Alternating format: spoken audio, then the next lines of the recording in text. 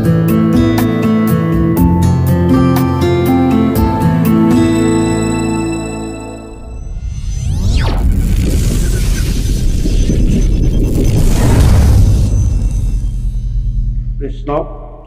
জয় জয়তে মোৰ দুজনা গুৰুৰ দুখানি অভয় শিষণ স্মৰণ কৰি সেৱন কৰি বন্দন কৰি আজি পবিত্ৰ বাৰ পবিত্ৰখন পবিত্ৰ উদ্দেশ্যে ঈশ্বৰ কৃষ্ণৰ পৰম পবিত্ৰ কৃষ্ণ কথা আমি পাঠ বিশ্লেষণ আলাপ আলোচনাৰ কাৰণে আগবাঢ়িছোঁ। উদ্দেশ্য ৰখা হৈছে গৃহস্থখনৰ গৃহমংগল আৰু গৃহস্থখনত কৰবাত যদি কিবা গ্ৰহ ভয় ৰাজভ ভয় দ্ৰোহ ভয় শত্ৰু ভয় আৰু মনত যদি কিবা আন কিবা কাৰণত ভয় হৈছে সমস্ত ভয় ভগৱন্ত ঈশ্বৰ পুৰুষৰ এই নামে দূৰতে দূৰ কৰিব আৰু ভগৱন্তৰ কৃপাৰ পাত্ৰ কৰি যাৰা হব বাৰে বাৰে ৰাখি আছে প্ৰভু শ্ৰীহৰি এইবাৰ ৰক্ষা কৰা হাতে চক্ৰ ধৰি এইখিনি উদ্দেশ্যে আজি আমি কৃষ্ণ কথা আৰম্ভ কৰিবলৈ লৈছোঁ। আৰু পোনপ্ৰথমে আমি মংগলাচৰণ পাঠ কৰিলোঁ আৰু মংগলাচৰণৰ পাছতেই আমি ভাগৱত শাস্ত্ৰৰ আন এটা অধ্যায়লৈ যাম। আমি যে কথা হ'ল ইতিমধ্যে ব্যাস নাৰদ সংবাদ খুব দৰকাৰী কথা যে ব্যাস মহাপণ্ডিত আছিল, তেওঁ মানে 14 শাস্ত্ৰ প্ৰস্তুত কৰিছিল, মহাভাৰত বেদ 4খনকে আদি কৰি বহুত উপবেদ সংহিতা পুৰাণ আদি সকলোবিলাক তেওঁ মানে প্ৰণয়ন কৰিছিল লিখিছিল। কিন্তু এটা সময়ত সেই ব্যাসৰো মতিভ্ৰম হ'ল, পাগল হৈ গ'ল আৰু পাগল হৈ অস্থিৰ অৱস্থাত তেওঁ বদৰিকাশ্ৰমত তেওঁ নিজৰ আশ্ৰমত ব্যাস সোমাই গ'ল। কিয় যে আচলতে নাৰদে আহি পিছত ব্যাসক লগ কৰিছে, কিয় যে কাৰণ কলি যুগত যি যুগ ধৰ্ম সেই যুগ ধৰ্ম কথা তেওঁ প্ৰৱৰ্তন নকৰি তেওঁ অন্য ধৰ্মৰ কথা অইনফালে বলি বিধান পূজা পৰ্বণ যাগ যজ্ঞ এইবিলাক কথা বেছিকৈ মানে প্ৰায় গোটেইবিলাকতে সেইবিলাকৰ কথা প্ৰচাৰ কৰা স্বৰ্গ সুখৰ কথা কোৱাত এই দুখে শিষ্যই তাকে আচৰণ কৰিলে আৰু শিষ্যই আচৰণ কৰি পাপৰ অৰ্জনহে কৰিব ধৰিলে। তেতিয়া সেই দুখে গৈ গুৰুক পালেগৈ আৰু গুৰুক পোৱা কাৰণে তেওঁ মতিভ্ৰম হৈ গ'ল। আচলতে যুগ ধৰ্মত যুগকৰ্ম কৰিব লাগে, গতিকে তেওঁতো প্ৰজাক বিপথে পঠাই আছে, সৎ পথত নিব লাগে, উদ্ধাৰ হোৱাৰ পথত নিব লাগে। গতিকে আমি গুৰু হলেই নহব, গুৰুৱে সৎ পথ শুদ্ধ পথ দেখুৱাব পাৰিব লাগিব। আৰু যদি নোৱাৰি অসৎ পথত বা অশুদ্ধ পথ দেখাই দিয়ে সেই পাপে গুৰুলৈও গুচি আহে। তাৰ প্ৰমাণ ব্যাস। হে ৰাম দিনেক পূৰ্বত পৰাশৰ সুতৰি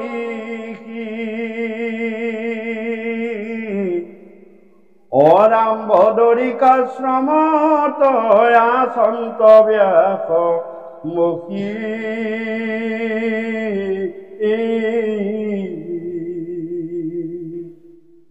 হে ৰাম গুল থুগুল মন নাহি সুখ শান্তি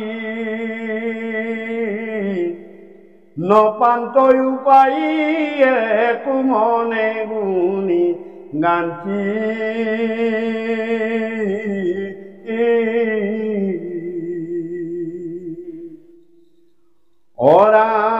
অৰাম অব্ৰহ্ম জ্ঞান চিন্তন্ত মনত নাহি সুখ হে নজানন্ত কৃষক মনত মিলে দুখ অধুমুখে আছে বসি ভূঞা নিশ বদ কেহি বেলা তৈতে আখি মিলিৰনা হৃদ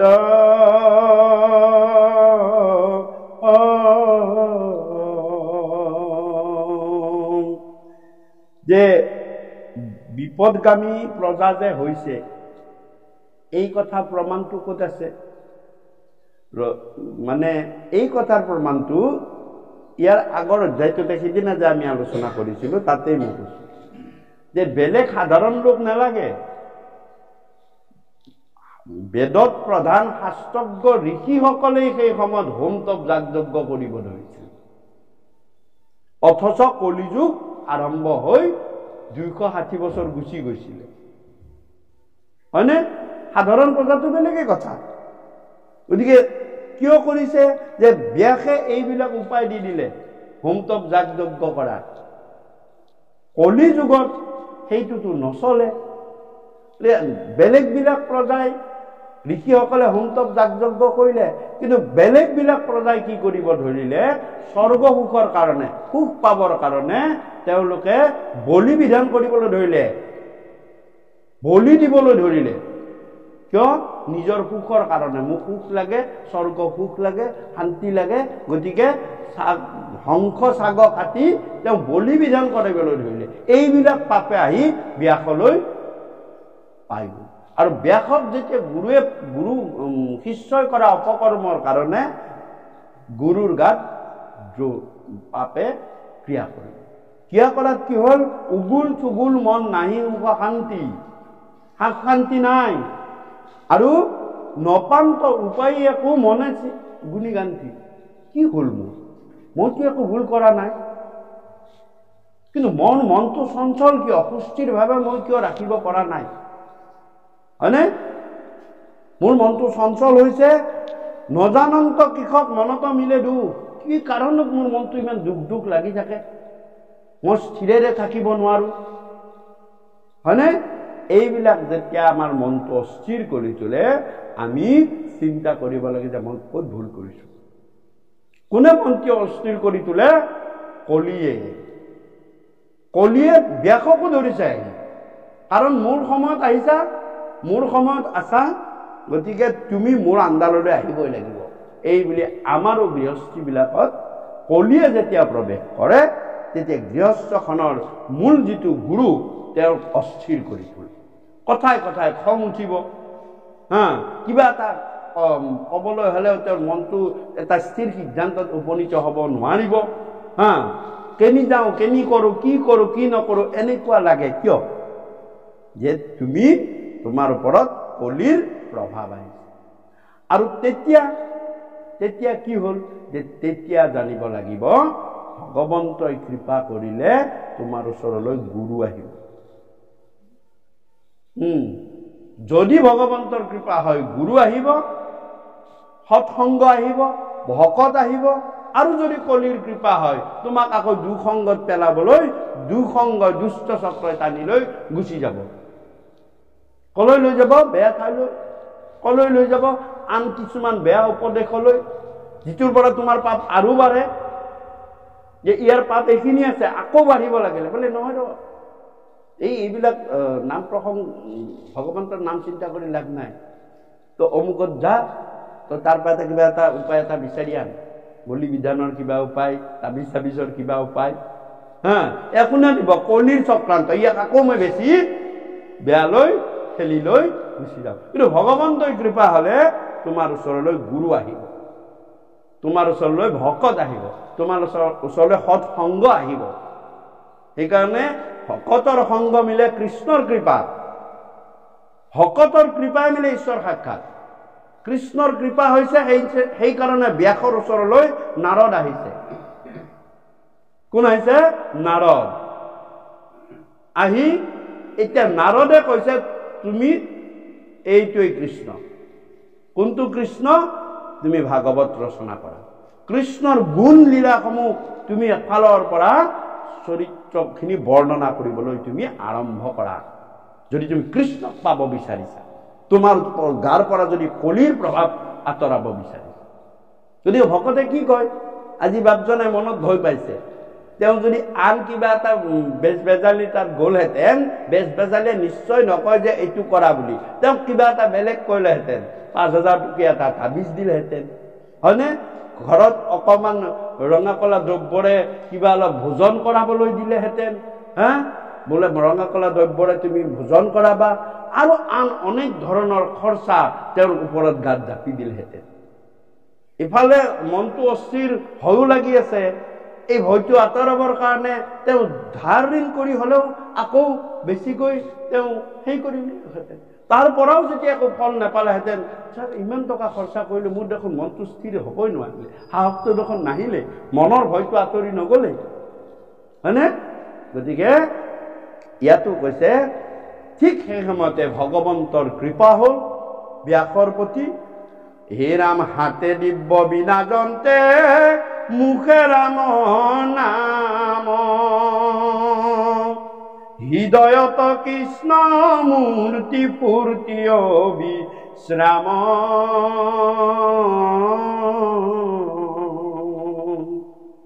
প্ৰেমে দব চিত্তয়াতি ৰোমাঞ্চ শৰীৰ, ধাৰায়ে শ্ৰৱৈ আছে নয়নৰ নীৰ। হে ৰাম তুলন্ত যন্ত্ৰ মহা হৰিৰ চৰিত্ৰ,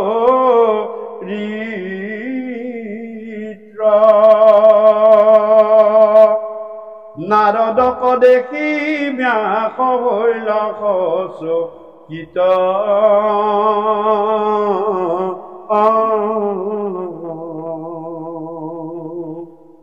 অয়াথে বেথে উঠিলা ধৰিয়া কীৰ্তনাঞ্জলি, পৰম গৌৰৱে ঋষি কৰিলা হে অলি, দিলন্ত আসনয়াগ্নি বসিবাৰ স্থান,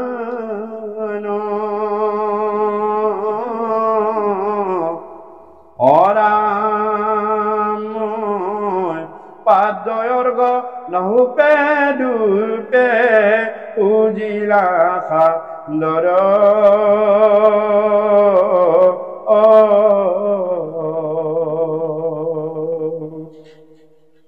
হে ৰাম পণিপাতে পুছিলা কুশল আগমন, নাৰদে পুছিলা পাছে আই ৰাম ব্যাসত বচন,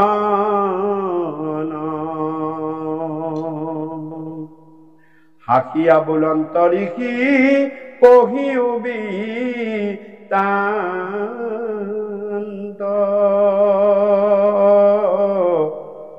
কিবা হেতু নাহি কে তোমাৰ চিত্ত শান্ত,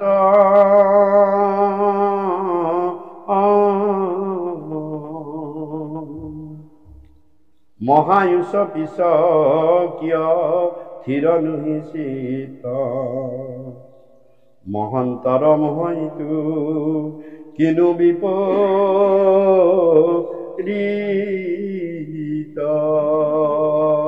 আৰু নাৰদৰ প্ৰতি ব্যাসৰ প্ৰতি ভগৱন্ত ঈশ্বৰ কৃষ্ণৰ কৃপা হ'ল, আৰু জীৱৰ সকলৰ কল্যাণৰ কাৰণে ভগৱন্তই চিন্তা কৰিলে, জীৱাসকলক উদ্ধাৰ কৰিবলৈ ভগৱন্ত ঈশ্বৰ গুৰুকে চিন্তা কৰিলে, কৰি তেওঁৰ ওচৰলৈ পৰম গুৰুৱে গুৰুক পঠিয়াই দিলে।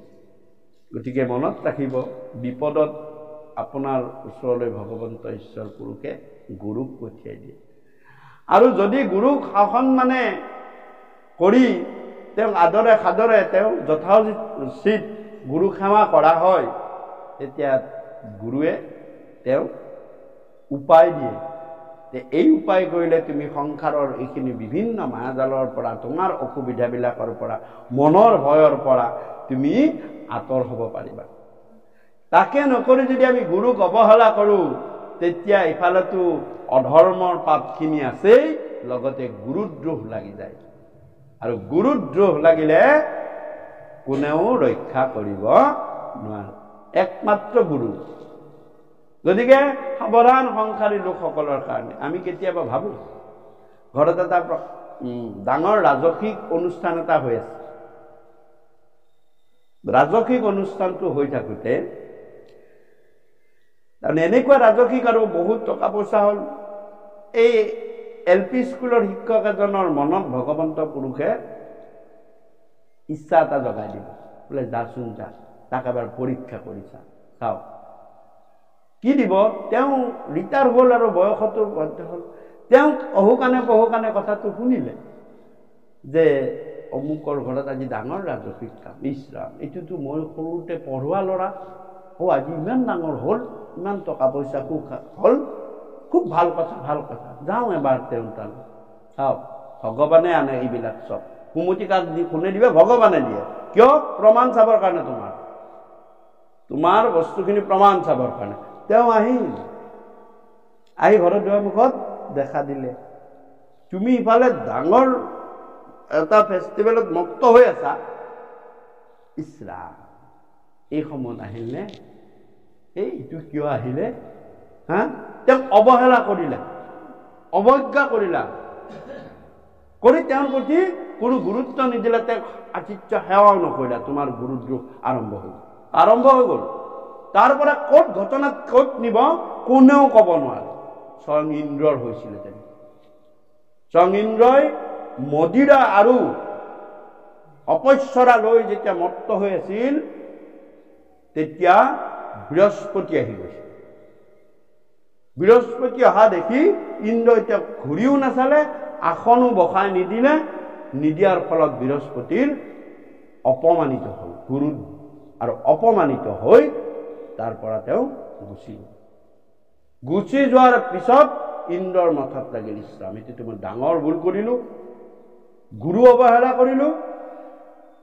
চাওক, আৰু লগে লগে ইন্দ্ৰই সেই কথাখিনি মনত পৰাত সকলো দেৱতাক লগত লৈ ইন্দ্ৰ বৃহস্পতিৰ আশ্ৰমলৈ গ'ল। কিন্তু বৃহস্পতিয়ে ইতিমধ্যে গম পাইছিলে যে ইন্দ্ৰ আহিছে, বৃহস্পতি তাত নাইকিয়া হৈ গৈছে। অৰ্থাৎ গুৰুহীন হৈ পৰিলে দেৱতাবিলাক। এইবিলাকৰ মাজেৰে, কাহিনীৰ মাজেৰে কি কৈছে? আমাক দেখুৱাইছে, তুমি যদি সেইদিনা LP স্কুল, সেইও গুৰু একা, অকল স্কুলৰ শিক্ষকজনেই নহয়, সমাজৰ জ্যেষ্ঠ শ্ৰেষ্ঠজনো গুৰু। এইটো জ্ঞানদাতা গুৰু, শিক্ষকজন জ্ঞানদাতা গুৰু, পিতৃ মাতৃ আদ্য গুৰু, পৰম ঈশ্বৰ পৰম পুৰুষ প্ৰভু ভগৱন্ত নাম যিজনে আমাক দিছে, তেওঁ তৃতীয় অৰ্থাৎ শ্ৰেষ্ঠ গুৰু। এই তিনিবিধ গুৰু সংসাৰী লোকৰ, ইয়াৰে কোনোবা এজনক যদি তুমি অৱজ্ঞা কৰা, তোমাৰ জীৱনলৈ আহি গ'ল। ইন্দ্ৰৰ সেইদিনা আহি গ'ল গুৰুদ্ৰোহ, গুৰুহীন হৈ পৰিল ইন্দ্ৰ। আৰু লগে লগে বলিয়ে কথাটো গম পাই গ'ল, অসুৰে। অৰ্থাৎ তুমি যেতিয়া গুৰুহীন হবা, তেতিয়া তোমাৰ শত্ৰুবিলাকে তোমাক আক্ৰমণ কৰিবলৈ আহিব, কাৰণ তুমি দুৰ্বল। তোমাক গুৰুৱে সহায় নকৰে। ইন্দ্ৰৰ ৰাজ্য, স্বৰ্গ ৰাজ্য আক্ৰমণ কৰিবলৈ বলিৰ আগমন হৈ গ'ল। আৰু বলিয়ে সহজে, আৰু বলিৰ লগত গুৰু আছে, শুক্ৰাচাৰ্য আছে, ইন্দ্ৰৰ লগত শুক্ৰাচাৰ্য নাই, বৃহস্পতি নাই, আক্ৰমণ কৰি পেলালে। চাওক, সেয়া গুৰুহীনৰ পৰা গৈ নাৰায়ণ কবচ, নাৰায়ণ কবচৰ পৰা গৈ বৃত্তাসুৰ বধ, বৃত্তাসুৰ বধৰ পিছতো ইন্দ্ৰই তৎ পোৱা নাছিল। ইন্দ্ৰৰ আৰু গুৰুৰ হত্যা কৰিছিল। তাৰপিছত কেনেকে কলৈ লৈ গ'ল। গতিকে ইয়াত কি হ'ল, ব্যাসৰ যেতিয়া চিন্তা হ'ল, তেতিয়া গুৰু হিচাপে নাৰদৰ আগমন হ'ল। আৰু যথোচিতভাৱে গুৰুক ব্যাসে সন্মান কৰিলে, নাৰদক সন্মান কৰিলে, আসনে বসনে বসাই তেওঁ অসন্তুষ্টি নহ'ল। অসন্তুষ্টি নোহোৱা কাৰণে তেওঁ ক'লে, কি বুলি ক'লে, যে হে ব্যাস, তোমাৰ ওচৰলৈ মই আহিলো, মইতো অহা নাই, ভগৱন্তই অনাইছে মোক, কিয় মই নাজানো, কিন্তু তোমাৰ দেখিছো মনটো, শৰীৰটো সকলো অস্থিৰ। তোমাৰ অস্থিৰ হৈ থকাৰ কাৰণটো কি তুমি ক'ব পাৰা নে নাই? সুধিছে। আৰু তোমাৰ দেখোন কিবা মহন্তৰো মুখ কৈছে যে মহায়ুষ পিছত কিয় চিত্ত নুঠি।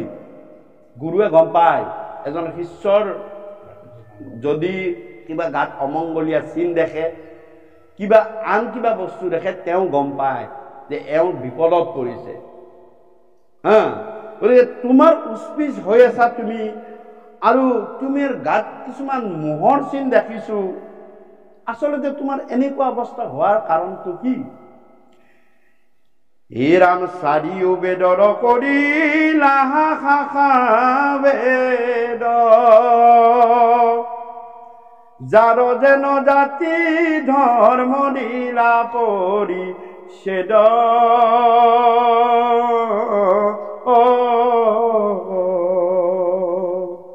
কৰিলা ভাৰত পুৰাণ অষ্টাদশ, জগততে ব্যাপিলে তো মাৰ মহা যশ। হে ৰাম ব্ৰহ্মক সাক্ষাৎ কৰি কৰা সমাধিত,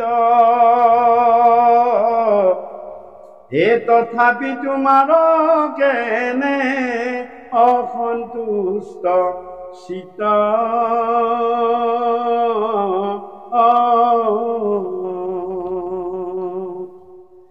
হে ৰাম কহিও কৰিখি মুত ইহাৰ কাৰণ, শুনি পনি পাতে ব্যাসে হে বুলিলা বচন।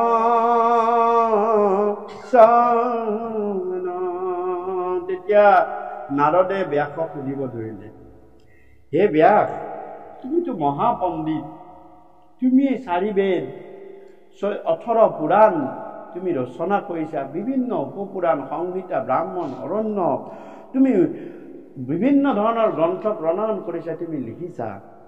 আৰু যাৰ যিটো ধৰ্মৰ জাতি ধৰ্ম আৰু জাতি ধৰ্মৰ জনিত কৰ্ম, সেইবিলাক তুমি প্ৰদান কৰিছা। আৰু তুমি মহাভাৰত তুমি ৰচনা কৰিছা আৰু পুৰাণ অষ্টাদশ কৰিছা, এই কথা সকলোৱে জানে, তুমি মহাজ্ঞানী। কিন্তু আন হিচাপে তুমি ব্ৰহ্মকো সাক্ষাৎ কৰা, চকু দুটা মুদি দিলেই তোমাৰ আগত ব্ৰহ্ম আহি থিয় হয়। কিন্তু তোমাৰ এনেকুৱা অসন্তুষ্ট চিত্ত কিয়? বেছি জ্ঞান হলে তাৰ লগত যদি ভক্তি নাথাকে ভ্ৰমিত হৈ যায়। বেছি জ্ঞান, বেছি পণ্ডিত, কিন্তু হ'ব পাৰে, থাকিব পাৰে, কিন্তু তাৰ লগত ভক্তি থাকিলে তোমাৰ অসুবিধা নহয়। ইউনিভাৰ্চিটিত বহুত ডাঙৰ ডাঙৰ ডিগ্ৰী লোৱা ভাগৱতৰ ওপৰত প্ৰফেচাৰ আছে, সেইবিলাক বেছিকৈ যদি ব্ৰহ্ম জ্ঞান তুমি ল'বলৈ যোৱা, তুমি ভ্ৰমিত হ'ব পাৰিবা। তাৰ লগত ভক্তি থাকিব লাগিব, নাম ভাত থাকিব লাগিব। এই প্ৰভু যিও জানে, যিও বোলে জানো প্ৰভু নজানে তোমাক। যিজনে বহুত জানো বুলি কয় জানিবা তেওঁই তোমাক নাজানে। বহুত জানো কিন্তু তোমাক প্ৰভু নেজানে, 4 বেদে কৈছে। আৰু ব্যাসো তেনেকুৱা, বহুত জানে কিন্তু পৰম ব্ৰহ্মক নেজানে। কাক জানে? ব্ৰহ্মকহে চিন্তা কৰে, ব্ৰহ্মকো সাক্ষাৎ পাবে, পৰম ব্ৰহ্মক নহয়। পৰম ব্ৰহ্ম ঈশ্বৰ, ব্ৰহ্ম পৰম ব্ৰহ্ম, আমি হৈছো জীৱ ব্ৰহ্ম। অন্ন ব্ৰহ্ম আছে, শব্দ ব্ৰহ্ম, নাদ ব্ৰহ্ম আছে, তাৰপিছত জীৱ ব্ৰহ্ম আছে আৰু পৰম ব্ৰহ্ম আছে। তেওঁ ব্ৰহ্মকে সাক্ষাৎ কৰে, পৰম ব্ৰহ্মক নহয়, কাৰণ তেওঁৰ জ্ঞানৰ লগত ভক্তি নাই। এতিয়া নাৰদে কব ভক্তিটো যোগ কৰি দিয়া সেই গানৰ লগত পৰম ব্ৰহ্ম পাই যাব। শেষত কব এতিয়া গুৰুৰ সেয়া উপদেশ। গুৰুৱে কৈছে তুমি ভক্তি কৰা, জ্ঞানী হৈছা, কিন্তু তুমি ভক্তিবান হোৱা। গতিকে কি বুলি কলে? হে ৰাম হওঁ যদি, তেতিয়া তোমাৰ এই অস্থিৰ অসন্তুষ্ট চিত্তৰ কাৰণ কি তুমি জানানে? তেতিয়া ব্যাসে কবলৈ ধৰিছে, হে ৰাম হওঁ কহিও কৰি কিমুত ইহাৰ কাৰণ শুনি প্ৰণিপাতে ব্যাসে বুলি নাব চন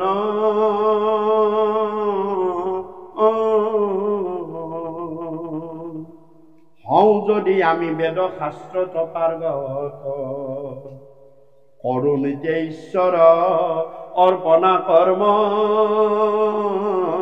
যত তাতে ঋষিসকলে কৰ্ম কৰিলে বিঘিনি হয় বুলি পৰহি আমি আলোচনা কৰিছো যে কি বুলি ক'লে কৃষ্ণক অৰ্পিয়া আমি কৰো কৰ্ম যত তাতো নানা বিঘ্নি আছে জানিলো মনত কিয় কৃষ্ণত অৰ্পণ ইয়াতে ব্যাসেও ক'লে যে কি বুলি ক'লে কৰো নিতে ঈশ্বৰ অৰ্পণা কৰ্ম যত মই কিন্তু ঈশ্বৰ অৰ্পণা কৰ্মখিনি কৰি আছো ঋষিসকলে কৈছে কৃষ্ণক অৰ্পণা কৰি কৰ্ম কৰি আছো কিন্তু তাৰ পৰা আমি একো ফল পোৱা নাই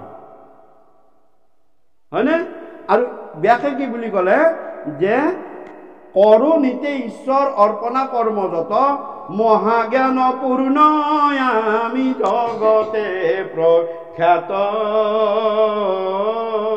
তাৰ লগতে মোৰ মহাজ্ঞানো আছে এই কথাও সকলোৱে জানে জগত মই মহাজ্ঞানী বুলি তাৰমানে ইউনিভাৰ্চিটি চাৰ্টিফিকেটখন লোৱা আছে যিটো নাই এতিয়া কোনে দিব গুৰুৱে দিব আমি ইউনিভাৰ্চিটি ডিগ্ৰী ল'বলৈ সেই গুৰুটো সেই ইউনিভাৰ্চিটিৰ প্ৰফেচাৰসকলে তোমাক এখন চাৰ্টিফিকেট দিব এটা সেই দি দিব তোমাক ভক্তি দিব নোৱাৰে কিন্তু ভক্তি সেই নামঘৰৰ ভকতজন নিৰক্ষৰজনহে তোমাক ভক্তি দিব তেওঁ তোমাক চাৰ্টিফিকেট দিব তাকে সেইদিনে কৈছো কি বুলি কৈছো শিক্ষা মানে কি শিকি আৰু খা শিকি খা কিবা এটা শিক তাৰ পৰা তই খাব পাবি তাকে কয় শিক্ষা যাৰ শিক্ষা নাই হয়নে নহয় কথাটো অলপমান বিশ্লেষণ শিকি খা হয়নে নহয় ভালকে পঢ় বেলেগ কৰিব নহ'লে টিউচন পঢ়া হ'লেও ল'ৰা ছোৱালীক পঢ়া হ'লেও তই খাব পাবি কিন্তু জ্ঞান সেইটো নহয় তোমাক শিকি খাবহে দিব ইউনিভাৰ্চিটিয়ে জ্ঞান দিব ভক্তি দিব নোৱাৰে সেই এনেকুৱা হৈছে ব্যাসৰ কি বুলি কৈছে হে ৰাম তথাপি নুগুছে মোৰ মনে অসন্তোষ নপাবি মৰি কিবা কৰি আছো দুখ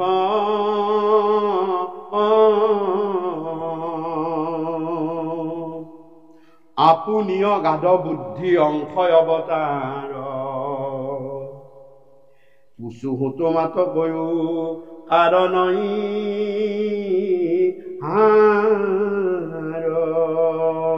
গতিকে কিয় মোৰ মনৰ পৰা এই দুখ চঞ্চল অস্থিৰতা যোৱা নাই মই ক'ব নোৱাৰো মই কিন্তু অগাধ জানো বুলি সকলোৱে জানে গতিকে হে অংশ অৱতাৰ মহাদেৱৰ্ষি নাৰদ আপুনিওতো বহুত কথা জানে আপোনাৰ লগত নাৰদৰ ভক্তি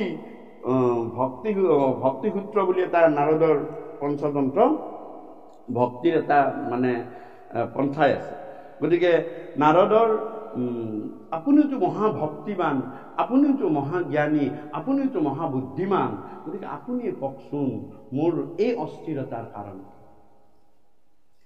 তেওঁ ইমান জানিও তেওঁ বুদ্ধ নহয় তেওঁ কি কৰিলে যে তেওঁ নামি গ'ল দেখিছেনে তাকে কয় নাম ভাৱ যে তুমি মুখেৰে নাম ল'লেই নহ'ব ভাৱতো নামিব পাৰিব লাগিব সেইকাৰণে মাধৱ মহাপুৰুষে কৈছে তোমা হে ৰাম দাসৰো দাস তান দাস হৈলো আমি এই ভাৱত নাম গাব লাগিব নাৰদে ব্যাসে বহুত জানে কিন্তু তেওঁ একত গৈ নামি দিলে মই একো নেজানো আপুনিহে জানে আপুনিয়ে অংশ অৱতাৰ গতিকে লৈ সেইটোক কৈছে নাম ভাৱ মুখেৰে লোৱাটো নাম আৰু এইটো ভাৱ সেইকাৰণে কৈছে হে ভাৱক ভাই ভজ ভগৱন্ত ভক্তি ভাৱে যে ভাৱতো নাম থাকিব লাগিব অকল মুখত নাম থাকিলে নহব ভাৱত যদি অহংকাৰ কৰি তুমি মত্ত হৈ ঘূৰি ফুৰা হয়নে গুৰু গোসাঁই নামানা জ্যেষ্ঠ শ্ৰেষ্ঠ নামানা এনেই নাম তালযোৰ বজাই ঘূৰি ফুৰিলে সেইটো নাম নহয় ভাৱতো থাকিব লাগিব নাম তেওঁ সত্ৰাধিকাৰেই নহওক তেওঁ মানে সন্তই নহওক সাধুৱে নহওক মহন্তই নহওক যদি ভাৱত নাম নাই তোমাৰ মুখৰ নামেও একো কাম নকৰে এইটো কথা চিও আৰু ইয়াতে চাওক নাৰদে ভাৱ তেওঁ ব্যাসে ইমান জানে তথাপিও তেওঁ কি হ'ল যে মই একো নাজানো আপুনিহে জানে ঠেলা মাৰি আপুনি কওক অংশ অৱতাৰ তেতিয়া নাৰদে ব্যাসক নিৰ্মোহ আলোচনা কৰিলে সমালোচনা কৰিলে নিৰ্মোহ মুখে মুখে কৈ দিছে যে তোমাৰ কি অসুবিধা হৈছে তোমাৰ কি পাপ হৈছে নিৰ্মোহ আলোচনা কৰিলে যিয়ে বেয়া পায় তেওঁ গুৰু দ্ৰোহী হৈ গৈছিল গুৰু কথা নামানিলে গুৰুৱে তোমাক ভাল বেয়া ভালখিনিও ক'ব লগতে তুমি কৰা বেয়াখিনিৰ কথাও তেওঁ সমালোচনা কৰিবলৈ তোমাৰ হক আছে কিন্তু শিষ্যৰ নাই গুৰুক সমালোচনা কৰাৰ কোনো শিষ্যৰ অধিকাৰ নাই গুৰুৱে তোমাক কৰিব পাৰে যদি তুমি শিষ্য হৈ গুৰুক সমালোচনা কৰিলা আৰু বা সমালোচনা শুনিলা তুমি পাপ হ'ব সেইকাৰণে পাৰ্বতী সতীয়ে স্বামী গুৰু শিৱৰ সমালোচনা কৰা শুনিব নোৱাৰি তেওঁ নিজৰ দেহটোকে ত্যাগ কৰি দিছিলে মই তথাপিও স্বামী নিন্দা শুনাটো পাওঁ কিন্তু গুৰুৱে ক'ব পাৰে শিষ্য গালি বহুত দিব পাৰে কিন্তু শিষ্যই নোৱাৰে ইয়াত কি কৰিলে তেতিয়া নাৰদে ক'বলৈ আৰম্ভ কৰিলে নিৰ্মোহ বুলি ক'লে কি বুলি ক'লে হে ৰাম নাৰদ বদতি শুনা মহামুনি ব্যাস তুমি হে কৰিলা সবে জগতক নাশ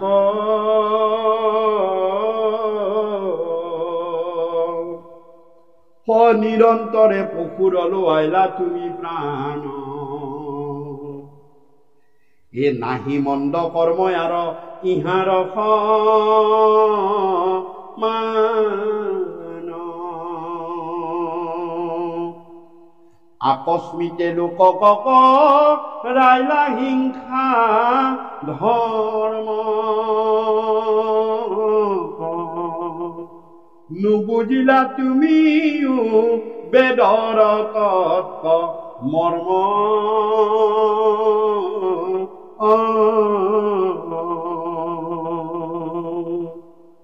সগৰিহিত কৰ্মকো কহিলা ধৰ্ম বুলি তোমাৰ অবচনে লোক নাকিল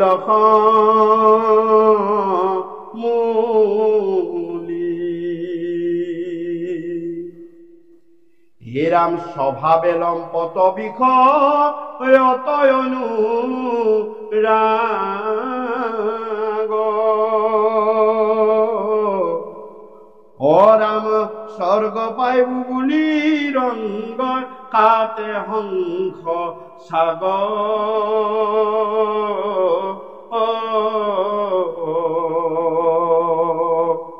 পুণ্যক্ষয় হইলে দুনাই নরকতম দে হে রাম করৈ নানা হিংসা ধর্ম আনদেব পূজে হে যদি জ্ঞানী গণে তাক করে নিবা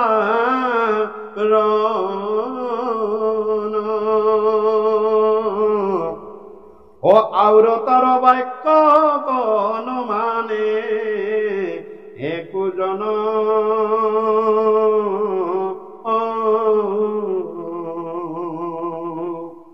বোলৈ উপলাম্ভ কৰি বচন খণ্ডিত ব্যাসতকৈ অধিক ভৈল এহেন্তে পণ্ডিত।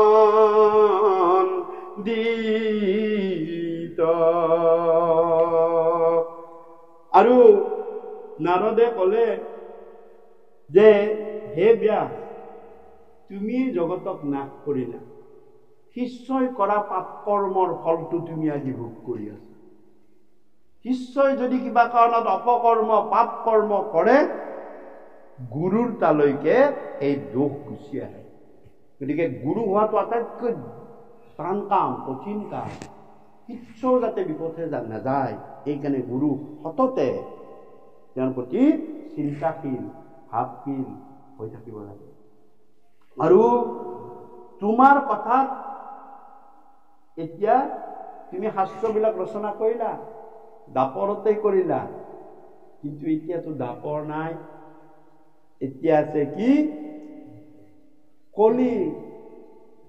দাপৰত কৰিছিলা তুমি, 4 বেদ কৰিলা, দাপৰৰ পৰা কিলা সত্য যুগৰ পৰা আহিলে, আৰু তুমি তাতে কৈ থৈ দিছিলা সত্য যুগে ধ্যান, তেতা যুগে যজ্ঞ, দাপৰ যুগত পূজা। এইবিলাকত যুগ ধৰ্ম মতে কাম কৰিছে, ফল পাই আছে।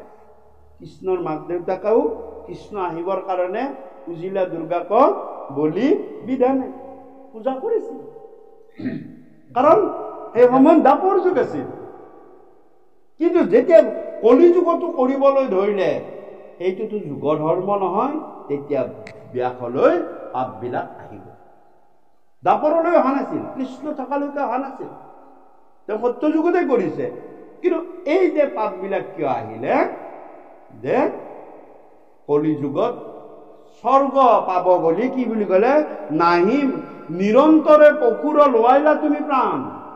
এতিয়াও আমাক অপচেট কৰে। বা কৃষ্ণৰ মাক দেউতাকে বলি বিধান দি দুৰ্গাক পুজিছিলে, আমি কিয় নুপুজিম হে?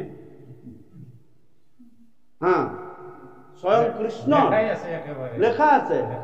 গতিকে ইয়াতো কৈছে নিৰন্তৰে লোৱাইলা পশুৰ তুমি প্ৰাণ, নাহি মন্দ কৰ্ম আৰু ইয়াৰ সমান। আছিল এটা সময়ত, কিন্তু এতিয়া কলিযুগ আহিল। বেয়া তুমি নাজানা?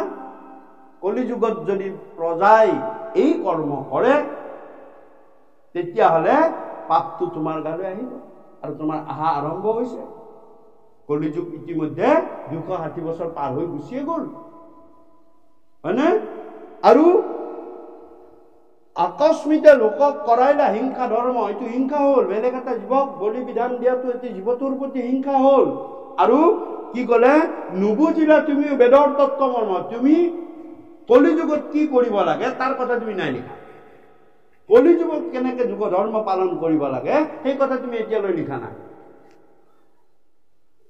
লিখিছা জানো? বোলে নাই লিখা। এইয়া তুমি লিখা আৰম্ভ কৰা। এতিয়া ক'ব এতিয়া সেইখিনি কথা, কলিযুগত জীৱবিলাক কেনেকে ধৰিব লাগে, তুমি সেইখিনি কথা লিখা আৰম্ভ কৰা। এই বলি বিধান যে কৰি আছে, কি কৰিছে, যে তোমাৰ বচনে লোকৰ নাখিল সমূলি। তুমি যি বচন দিলা, সেই বচনৰ কাৰণে সেই যুগ ধৰ্মত যুগ গুচি গৈছে। লোকে গম পোৱা নাই, ঋষিসকলেই গম পোৱা নাই, তুমি ব্যাসেই গম পোৱা নাই। অলৰেডি দাপৰ যুগ শেষ হৈ গৈছে। গতিকে তুমি তোমাৰ বচনত লোকসকল নাশ কৰিছে। আৰু কি কৰিছে, স্বৰ্গ পাইব বুলি ৰংগা কাটে সংসাৰ। যে আমাক স্বৰ্গ সুখ লাগে, যাৰ স্খলন আছে,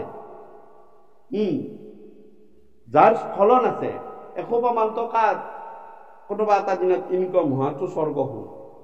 2 দিন পাছতে নোহোৱা হলে সিটোৰ সুখটো স্খলন গুচি গ'ল। এই টকাখিনিয়ে তোমাক কেইটামান সময়হে তোমাক সুখ দিলে।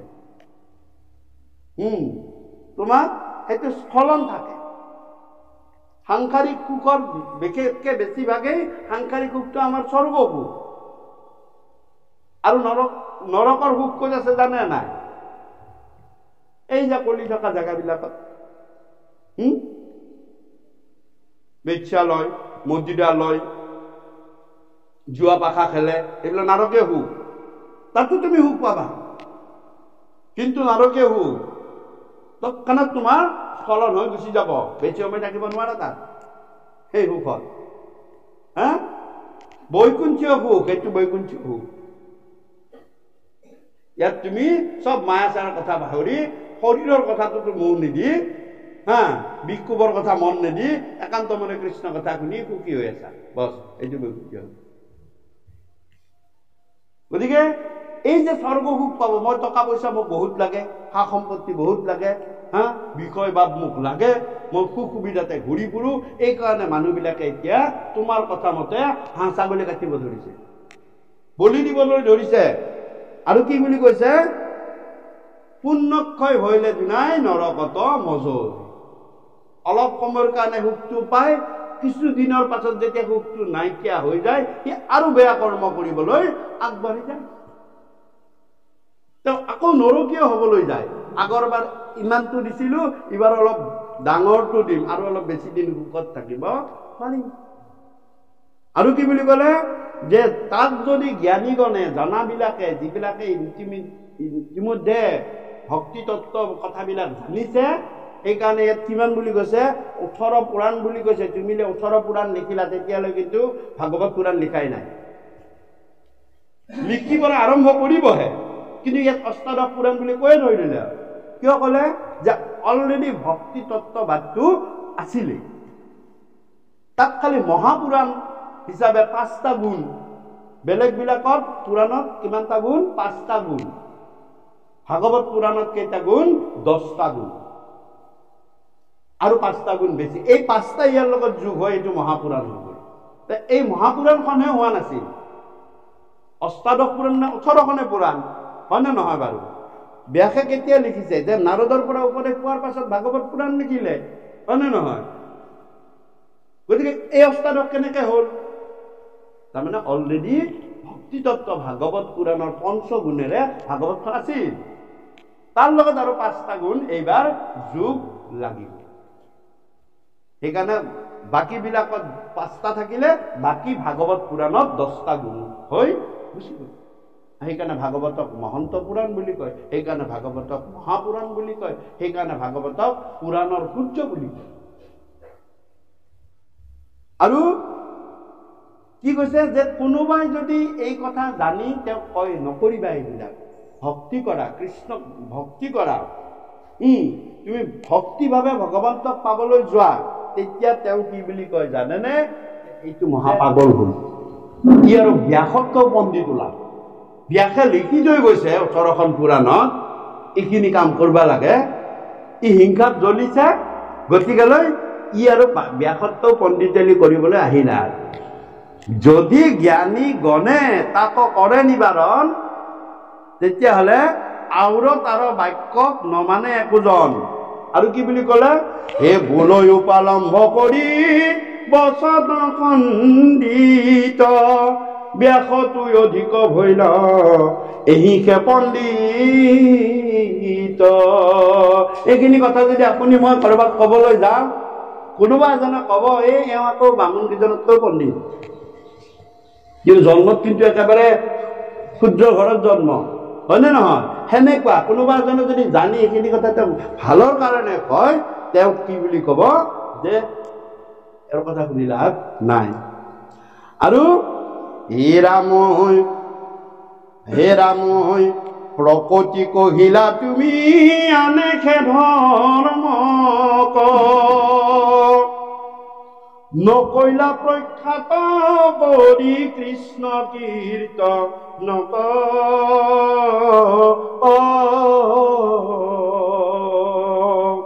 সিজিল তোমাত দেখি পৰময় নাই, নাহি সুস্থ চিত্ৰ তব সেহি অভিপ্ৰায়ী।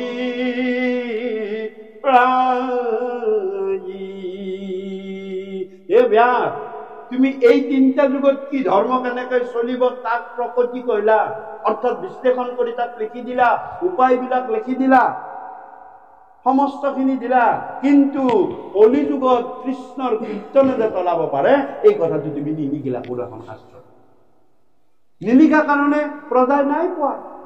প্ৰজা নেপাই কি কৰিছে যে যুগ ধৰ্মৰ বিপৰীতে গৈ কৰ্মবিলাক কৰিবলৈ ধৰিছে কৰাৰ ফলত তোমাৰ তালৈ পাপ আহি গৈছে আৰু সেইকাৰণে তোমাক অস্থিৰ হৈ আছে গতিকে কি বুলি ক'লে যে নকৈলা প্ৰখ্যাত কৰি কৃষ্ণ কীৰ্তন বাকীবিলাককহে তুমি বিস্তাৰ কৰি লিখি দিলা সত্য যুগে ধ্যান কেনেকে কৰিব লাগে তুমি লিখিলা ধ্যানৰ মন্ত্ৰ লিখিলা তেতা যুগে যজ্ঞ কেনেকে কৰিব লাগে তুমি সকলো লিখিলা দাপৰত পূজা কেনেকে বলি বিধান দি কৰিব লাগে তাকো লিখিলা কিন্তু কলি যুগত যে কৃষ্ণ নাম কীৰ্তন কৰিলেহে জীৱই তৰিব পাৰিব কলিৰ হাতুৰাৰ পৰা ওলাই আহিব পাৰিব কলিয়ে ভয় কৰা কৃষ্ণ নামৰে তেওঁলোকে সংসাৰ বুকেৰে ধৰিব পাৰিব এই কথা তুমি ক'তো নিলিখিলা আৰু সেইকাৰণে সেই পাপে তোমাক আহি অস্থিৰ কৰি তুলিছে আৰু এনেকৈ যদি তুমি বেছি দিন থাকা তুমি ভ্ৰমিত হবা পাগল হৈ যাবা ব্ৰহ্মজ্ঞানে তোমাক কোনো কাম নকৰে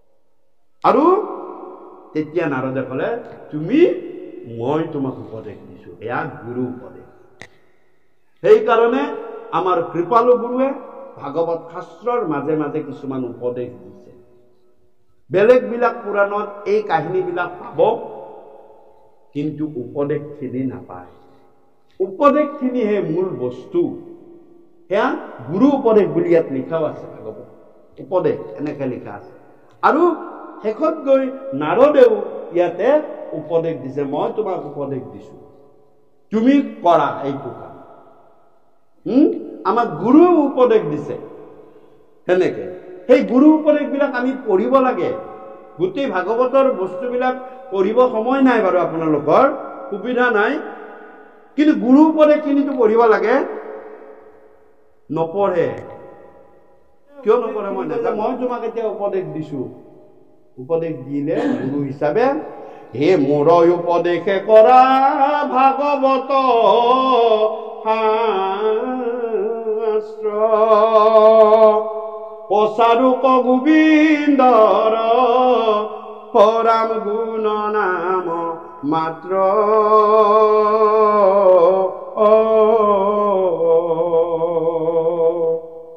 শ্ৰৱণ কীৰ্তন মাত্ৰ কৰো কণিকেশ দূৰ হও কম তোমাৰ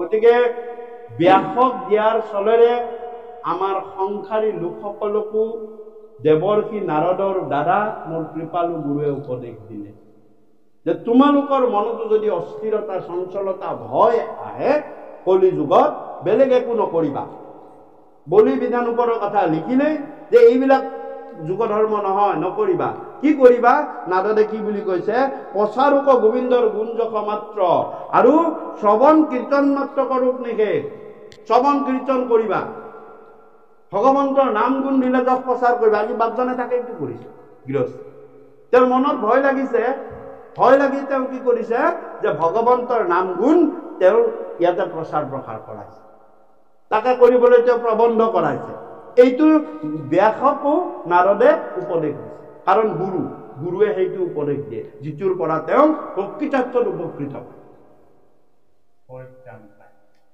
গতিকেলৈ কি বুলি কৈছে হে ৰাম তাৰপিছত ক'লে যে শুনা কলি যুগত এই শ্ৰৱণ কীৰ্তন মাত্ৰ কৰক নিষেধ দূৰ হওক তোমাৰ মনৰ মহাকে যি দুখ আছে ভয় আছে সকলোখিনি তোমাৰ দূৰ হৈ যাব মই তোমাক কৈছো আৰু কি যদ্যপি ভকতিমান নৱবিধ মাধৱৰ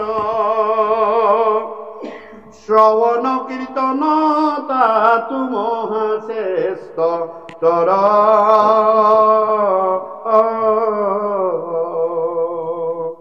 অৰ্চন বন্দন ধ্যান সমস্ততে কৰি যশ কীৰ্তন তয়াতি তুষ্ট হন্তা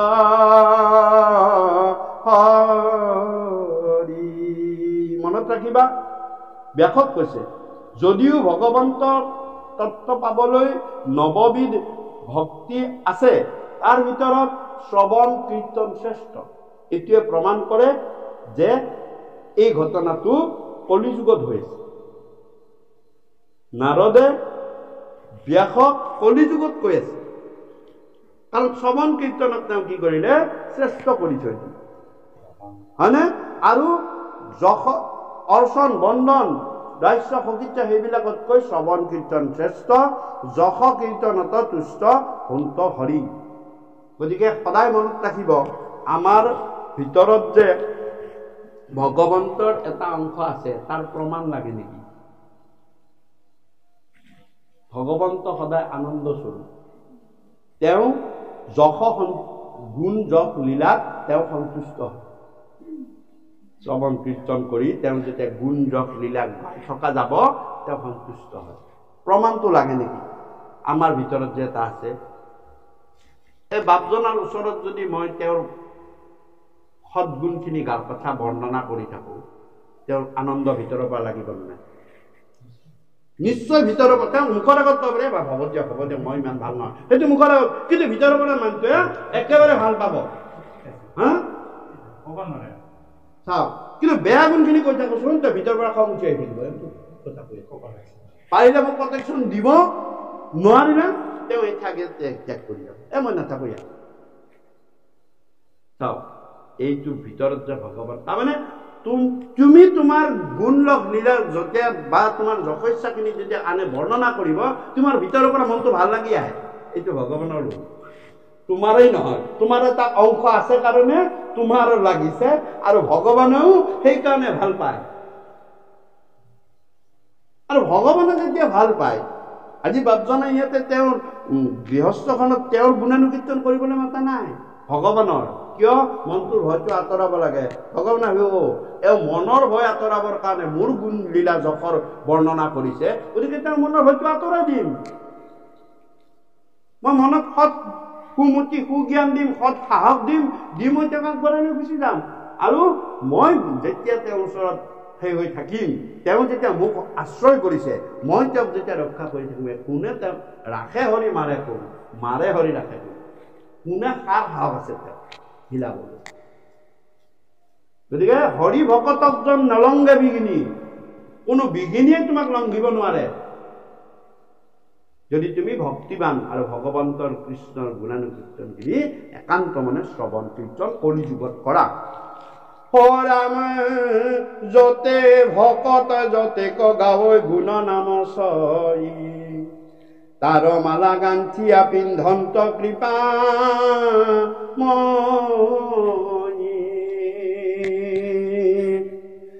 হে ৰাম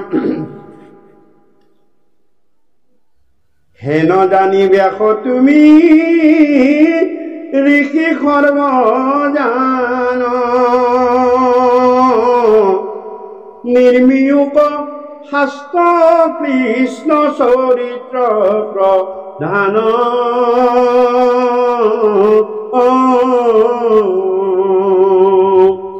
जितु वाक्य नाई कृष्ण नाम हे राम जितु वाक्य नाई नाम कृष्ण रचरित्र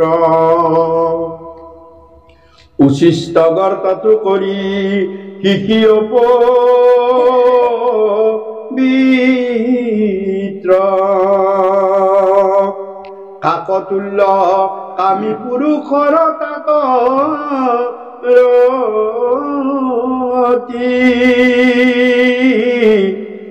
हे राम भकतर नाई तय अभिलाष मती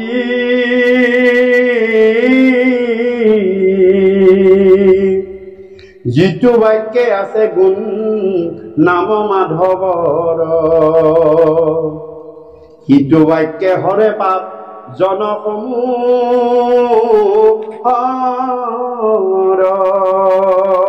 गतिके हे व्यास তুমি কৃষ্ণৰ প্ৰধান চৰিত্ৰ কৰি জন্মৰ পৰা একেবাৰে শেষলৈকে সমস্ত লীলা বৰ্ণনা কৰি তুমি এখন শাস্ত্ৰ প্ৰণয়ন কৰা আৰু তুমি ভাৰত শাস্ত্ৰ মহাভাৰত শাস্ত্ৰখনৰ কথা কৈছে ভাৰত মানে মহাভাৰতৰ আগৰ নাম আছিল জয়ৰ পিছত আছে ভাৰতৰ পিছত তাত মানে মহাভাৰত হৈছে যেতিয়া 1 লাখ শ্লোক তাত সন্নিৱিষ্ট কৰা হৈছে জয় আছিলে 6000 তাৰপিছত 60000 তাৰপিছত গৈ 1 লাখ হৈছে গতিকে লৈ এই তুমি ভাৰত শাস্ত্ৰত কৃষ্ণৰ চৰিত্ৰ অলপকে বৰ্ণনা কৰিছা কিন্তু কেতিয়া কৰিছা এই ডেকা কালৰ সময়খিনি এই যুদ্ধ কৰি থকাৰ সময়খিনিতে তুমি কৃষ্ণৰ চৰিত্ৰৰ কথা অলপ বৰ্ণনা কৰিছা সেইখিনি পৰ্যাপ্ত নহয় তুমি জন্মৰ পৰা একেবাৰে বৈকুণ্ঠগামী হোৱালৈ সকলো লীলা চৰিত্ৰ বিশেষকৈ মনুষ্য লীলা চৰিত্ৰৰ ওপৰত ভৰ দি তুমি এখন শাস্ত্ৰ প্ৰণয়ন কৰা আৰু যিটো কৃষ্ণৰ কথা য'ত কৃষ্ণৰ কথা বৰ্ণনা নাই সেইটো যাৰ মুখত কৃষ্ণ নাম নোলায় সেইটো মনত ৰাখিবা উচিষ্ট গৰ্তৰ সমান চুৱা গাঁতৰ সমান নিচিনা হয় যাৰ মুখত কৃষ্ণৰ কথা নাহে যিয়ে লগ পালে খোৱা বোৱা লোৱা ধোৱাতে শেষ হৈ যায় তেওঁ কৃষ্ণৰ আলোচনা নকৰে তেওঁৰ মুখখন কৈছে উচিষ্ট অৰ্থাৎ চুৱনি পেলোৱা গাঁতৰ নিচিনা কাকতুল্য পুৰুষৰ ৰৌকতাতমতি উচিষ্ট গাঁতটোত কাউৰীবিলাকে যেনেকুৱা চকু কাউৰীবিলাকে চকু দিয়ে কেতিয়ানো ভাতকেইটা পেলাব মই গৈ খুটাই খাব পাৰিম ঠিক তেনেদৰে সেই মুখত সেই কাকতুল্য পুৰুষৰ জনৰহে তাত মতি থাকে ইয়াক কেতিয়ানো লগ পাওঁ কাৰ বদনাম শুনিব পাৰোঁ কাৰ বদনাম ই গায় সেইজনকো ক'লে যে কাউৰী তেওঁৰ মুখৰ বচনৰ কাৰণে শুনিবৰ কাৰণে সঘনে তেওঁক লগ কৰে কিন্তু কৃষ্ণ নাম ওলোৱাৰ লগে লগে তেওঁ তাৰ পৰা আঁতৰি গুচি যায় আকৌ কিছুমানে কি আছে যে কৃষ্ণ নাম কৈ আছে হবকে বেলেগ কথা ওলাই দিলে বেলেগৰ কথা তেতিয়া তেওঁ তাৰ পৰা লাহেকে ওলাই গুচি আহে তেওঁৰ পাতখিনি নলয় সেইকাৰণে কৈছে যে যিখন মুখেৰে আমি ভাল কথা কৃষ্ণ কথা কওঁ সেইখন মুখেৰে আমি বেয়া বেয়াকে কেনেকে গালিব পাৰিব পাৰোঁ এইটো কথা সেই সময়ত মনত ৰাখিব লাগে যেতিয়া মই ঈশ্বৰ এইখন মুখেৰে তোমাৰ ৰাতিপুৱাই নাম বস্তু লৈছো এইখন মুখেৰে মই কেনেকে বেয়াকে গালি পাৰিম এতিয়া এইখন মুখেৰেতো মই অমুক কৰিছো এইখন মুখেৰে বেয়া বস্তুটো মই কেনেকে খাম গতিকে এই কথাখিনি মনত ৰাখিলে তোমাৰ মুখত আকৌ বেয়া বাক্য নোলায় গতিকে সাধু মহন্ত সন্ত বা ধৰ্মত থকা লোকসকলে পটককে বেয়া কথা ক'ব নোৱাৰে আৰু কথা কোৱাৰ লগে লগে যিটো ক'ব সেইটো ফলিয়াব এই এটা মানে বাকৃদ্ধ হৈ যায় কাৰণ তেওঁ সাৱধান হয় যি কথা ক'ব কৃষ্ণ কথা ক'ব আৰু যি কথা ক'ব তাত ফলিয়াব গতিকে সাৱধান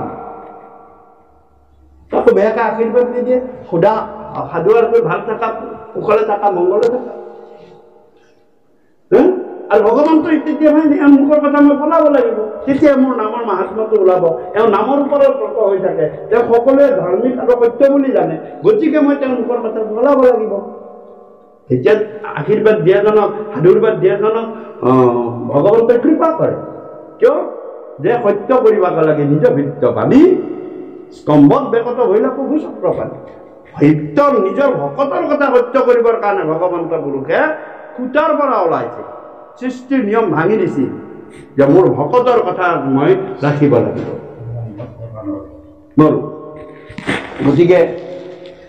গতিকেলৈ ইয়াতে কৈছে যে পহিলো স্বৰূপে হেৰাম আবেয়ন আদৰি জ্ঞান স্বধৰ্মনি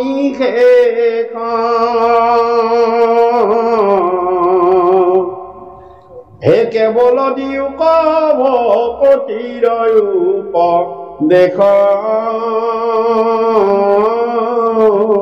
জ্ঞান পথ কৰ্মপথৰ কথা বাদ দিয়া এইখিনি বাকী যুগত গুচি গ'ল আগৰবাতে আমি আলোচনা কৰিছো জ্ঞান পথ কৰ্মপথৰ বিষয়ে এইবাৰ এইবিলাক নকৰি গতিকে এইবিলাক যুগৰ লগত গুচি গ'ল সত্যত এটা দাপৰত এইবিলাক গুচি গ'ল এইবিলাক কথা বাদ দি এতিয়া তুমি ভক্তি কৰিবলৈ উপদেশ দি শাস্ত্ৰ এখন লিখা যি শাস্ত্ৰত কৃষ্ণৰ চৰিত্ৰ গুণ লীলা জপ বৰ্ণনা কৰা কাৰণ এইটোহে যুগত এইটো যুগৰ ধৰ্ম প্ৰচলন হ'ব নাৰদে এইদৰে ব্যাসক সুন্দৰকৈ উপদেশ দিলে পৰাম ভকতিহে কৰে সংসাৰৰ বন্ধ ছেদ হে ৰাম ভকতিহে কৰে সংসাৰৰ বন্ধনাশ ভকতিৰ প্ৰভাৱ শুনিও ঋষি ব্যাস এ স্বধর্ম কতে জীবদে কৃষ্ণ কহম প্রতি হে তাত প্রেম পূর্ণ দেবেন ভৈলভ পতি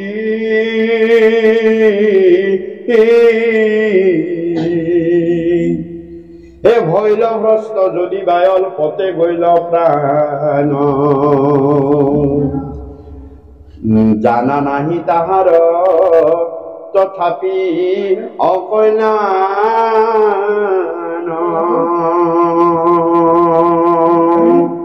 গতিকে আন ধৰ্মৰ কথা পন্থৰ কথা জ্ঞান বা কৰ্ম যুগৰ কথা তুমি বাদ দি তুমি ভক্তিৰ উপদেশ দিয়া আৰু ভক্তিয়ে কলিযুগত সংসাৰৰ বন্ধৰ পৰা জীৱবিলাকক বিনাশ কৰাব পাৰিব বাকীবিলাকে কিন্তু আকৌ পুনৰ সংসাৰ চক্ৰতেই পেলাব বাকীবিলাকে আকৌ জীৱক সংসাৰ চক্ৰত পেলাব একমাত্ৰ ভকতিয়ে জীৱক এই সংসাৰৰ চক্ৰৰ পৰা বাহিৰ কৰি ভগৱন্তৰ শ্ৰীচৰণত আশ্ৰয় দিয়াব পাৰিব গতিকে এইটো কথা মনত ৰাখিবা হে ব্যাস তোমাক মই ভক্তিৰ কথা মোৰ জীৱনৰ নাৰদে কৈছে মোৰ জীৱনৰ ক্ষেত্ৰত মোৰ জীৱনৰ বাস্তৱ অভিজ্ঞতাৰ ক্ষেত্ৰত মই তোমাক বেলেগৰ কথা নকওঁ মোৰ কথাই মই ভক্তিৰ উপমাৰ কথাৰে মই কৈছো শুনা এই বুলি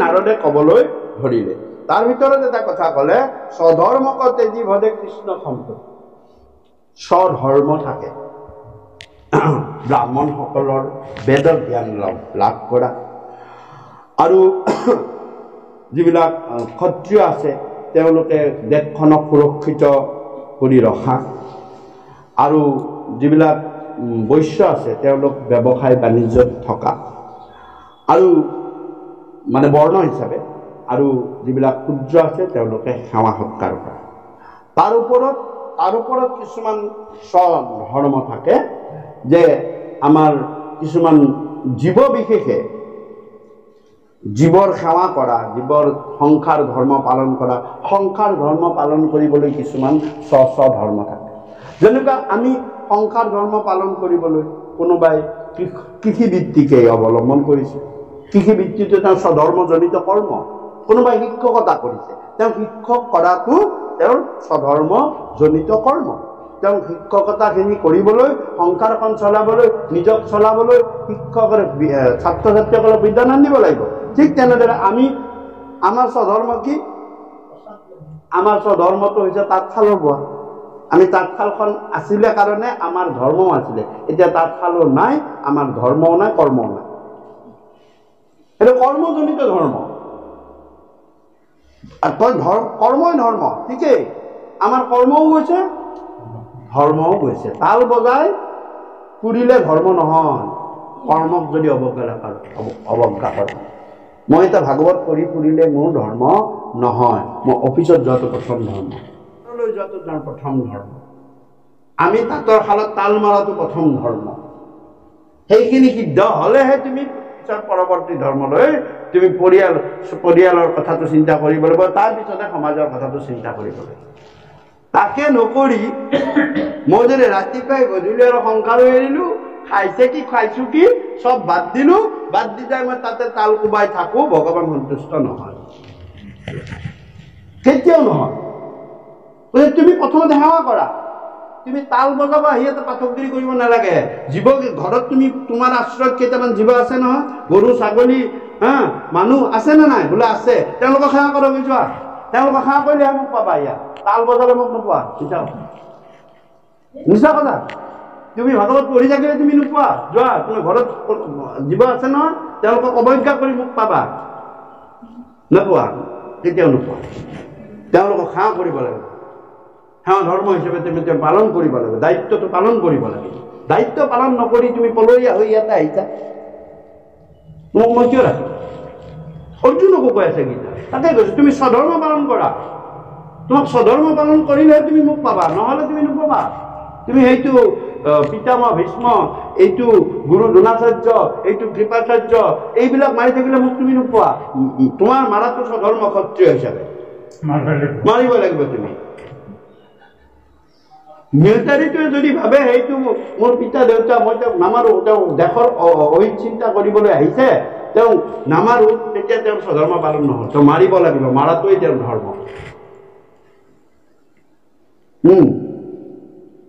কৈছে তুমি মাৰা। গতিকে কৈছে শোক মোহ মহাপংক মাজে শোক আৰু মোহ। এই মাৰিবলগীয়াটো অৰ্জুনৰ শোক আছিল, শোক উঠিছে, মই কেনেকে মাৰিম। আৰু মোহ, তেওঁ মোহত পৰিছে। পিতৃ পিতামহ গুৰুৰ শৰীৰটোৰ প্ৰতি মোহ। ভিতৰততো কৃষ্ণই আছে, মাৰিব দিছে কৃষ্ণই, মাৰাইছেও কৃষ্ণ, মৰিছেও কৃষ্ণ, মৰিছেও কৃষ্ণ। তেতিয়াহ'লে তুমি মাৰি কোনটোক মাৰিবলৈ টান পাইছা? বাহিৰৰ শৰীৰটোক, যিটো এৰি থৈ যাব, যিটো এৰি থৈ যাব। গতিকেলৈ কৈছে যে ভক্তি, সেইকাৰণে কৈছে স্বধৰ্ম তেজী।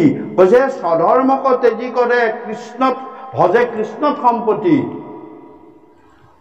আমাৰ স্বধৰ্ম, আৰু সেইটো এটা স্বধৰ্ম কথা কলো দেই। শাৰীৰিক স্বধৰ্ম কি জানেনে? কলি মলে ভৰি আছে, শাৰীৰিক স্বধৰ্ম। কাণখনৰ শুনাটোৱে স্বধৰ্ম, এইটো শাৰীৰিক। মুখখনৰ কোৱাটোৱে স্বধৰ্ম, হয় নে? আৰু চকুটোৰ ভাল তাৰমানে দেখাটোৱে স্বধৰ্ম। কিন্তু যদি কলিৰ ক্ৰিয়া থাকে, আপোনাৰ কাণত কৃষ্ণ কথা, ভাল কথা নাযায়। সংসাৰৰ বেয়াখিনি পতককে শুনিব, ভালখিনি দূৰতে দূৰ। জানিবা তোমাৰ গাত কলিৰ ক্ৰিয়া চলি আছে, ভালটোত চকু নাযায়, বেয়াটোতহে চকু যাব। ভাল কথা মুখত নুফুটিব, হা? ভাল কথা মুখত নুফুটিব। এনেকুৱা আছে বা মাতা কথা আপুনিয়ে কৰক আৰু পাৰে ভাল কথাখিনি ক'ব নোৱাৰে, কিন্তু সেইজনক বছৰ চকত লেকচাৰ দিব দিয়কচোন, গোৱাল গালি দিবলৈ দিয়কচোন, উহাই মুধাই দি দিব। প্ৰাৰ্থনাখিনি কৰিব নোৱাৰে গধূলি, কিন্তু উধাই মুধাই য'তে যিবা তাকে কথা কৈ ফুৰিব পাৰে।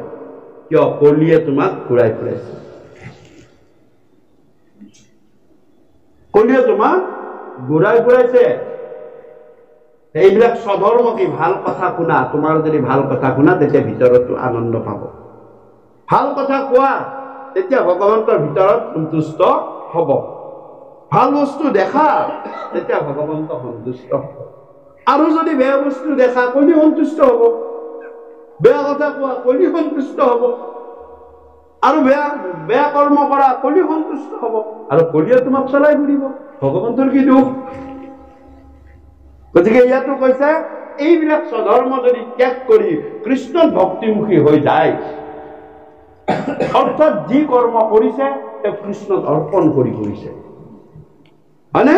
যি কৰ্ম কৰাইছে সকলো ভগৱন্তক চিন্তা কৰি কৰাইছে, কৰাইছেনে?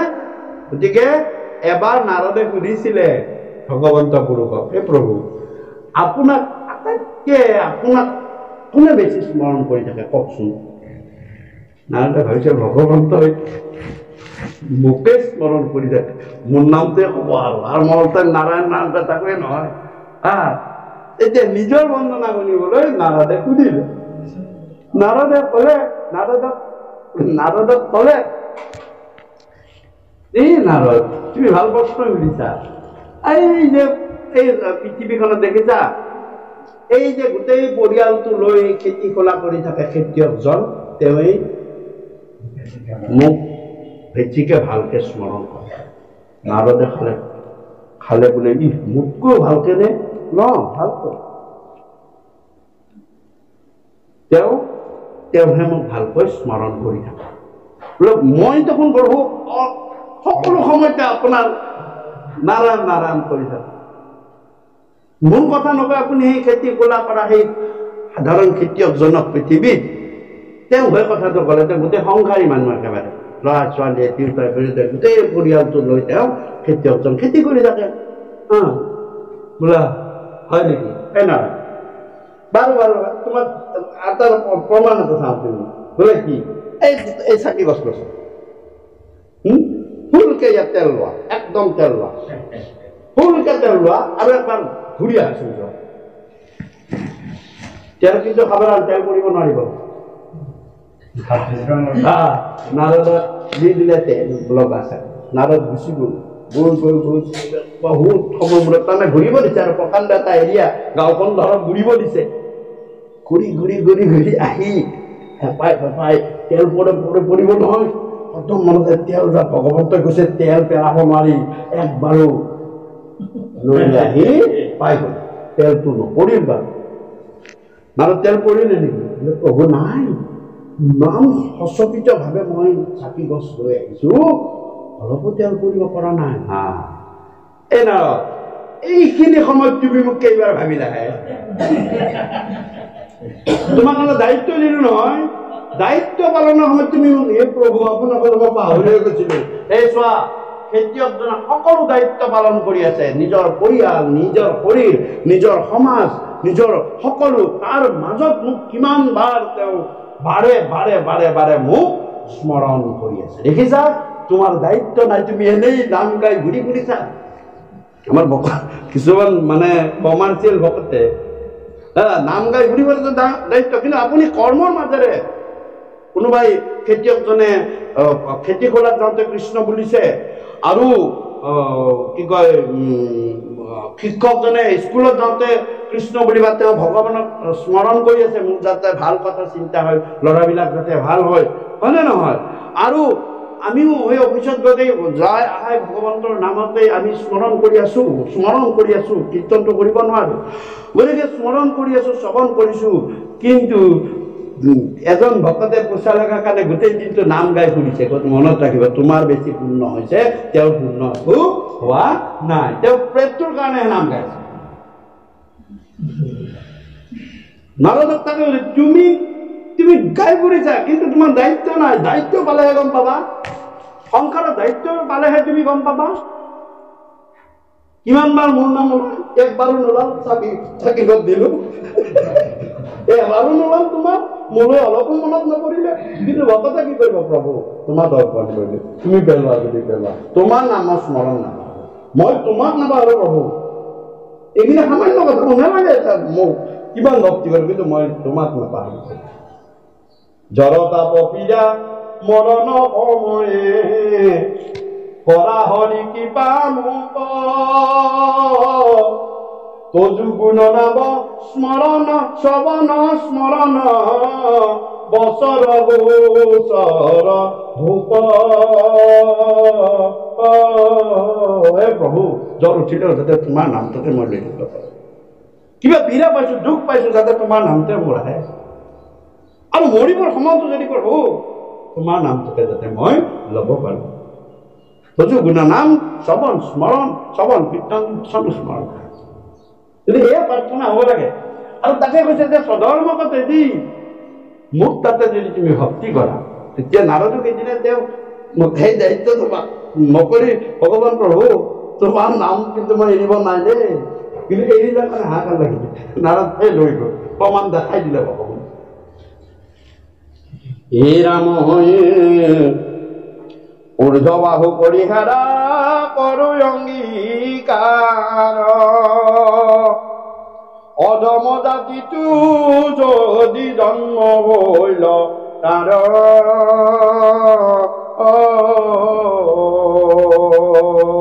যে ভগৱন্তৰ ভক্তি কৰিবলৈ তেওঁ প্ৰেমপূৰ্ণ ভক্তিৰ কাৰণে আগবাঢ়ি থাকোঁতে অল্প কালতে যদি ৮ বয়সতে ৰজা পৰীক্ষিতৰ নিচিনা তেওঁৰ দেহা যাবলগীয়াও হয় যেনেকুৱা ৰজা পৰীক্ষিত ৪৫ বছৰ বয়সতে তেওঁ দেহা এৰিবলগীয়া হৈছে গতিকে ভগৱন্তৰ যদি এনেকুৱাও হয় অল্পতে গৈ লোৱা প্ৰাণ তথাপিতো তাৰ অকল্যাণ তেওঁ এই জন্মৰ পুণ্যই তেওঁ পিছৰ জন্মলৈ আৰু ঊৰ্ধ্বগতিলৈ লৈ গুচি যাব নৰকলৈ নিয়ে গতিকে অধম জাতিটো যদি জন্ম হইলে তাৰ পৰা যদি তেওঁ ইয়াতে ৰজা আছে কথাটো কৈছো তেওঁ যদি অধম জাতিটো কোনোবাত জন্ম হৈছে তথাপি তেওঁৰ পৰা তাৰ পৰা আকৌ আৰম্ভ কৰিব যাত্ৰা তাৰ অকল্যাণ কেতিয়াও ভগৱন্ত পুৰুষে হ'ব নিদিয়ে।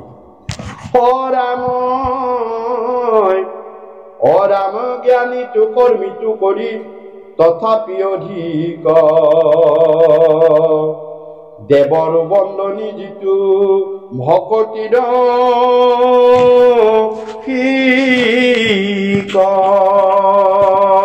কৈছে যে জ্ঞানীটো কৰ্মীটো কৰি তথাপি অধিক দেৱৰ বন্দনী যিটো ভকতিৰ। যে মই জ্ঞান কথা কৈছোৱেই, জ্ঞানৰ কাৰণে তিনিটা বস্তু লাগে, জ্ঞান ধাৰণা সমাধি। জ্ঞান পথেৰে ভগৱানক জানিবৰ কাৰণে, আৰু কৰ্ম পথেৰে জানিবলৈ সেই 6টা বস্তু লাগে, 5টা বস্তু লাগে। দ্ৰব্য মন্ত্ৰ ক্ৰিয়া,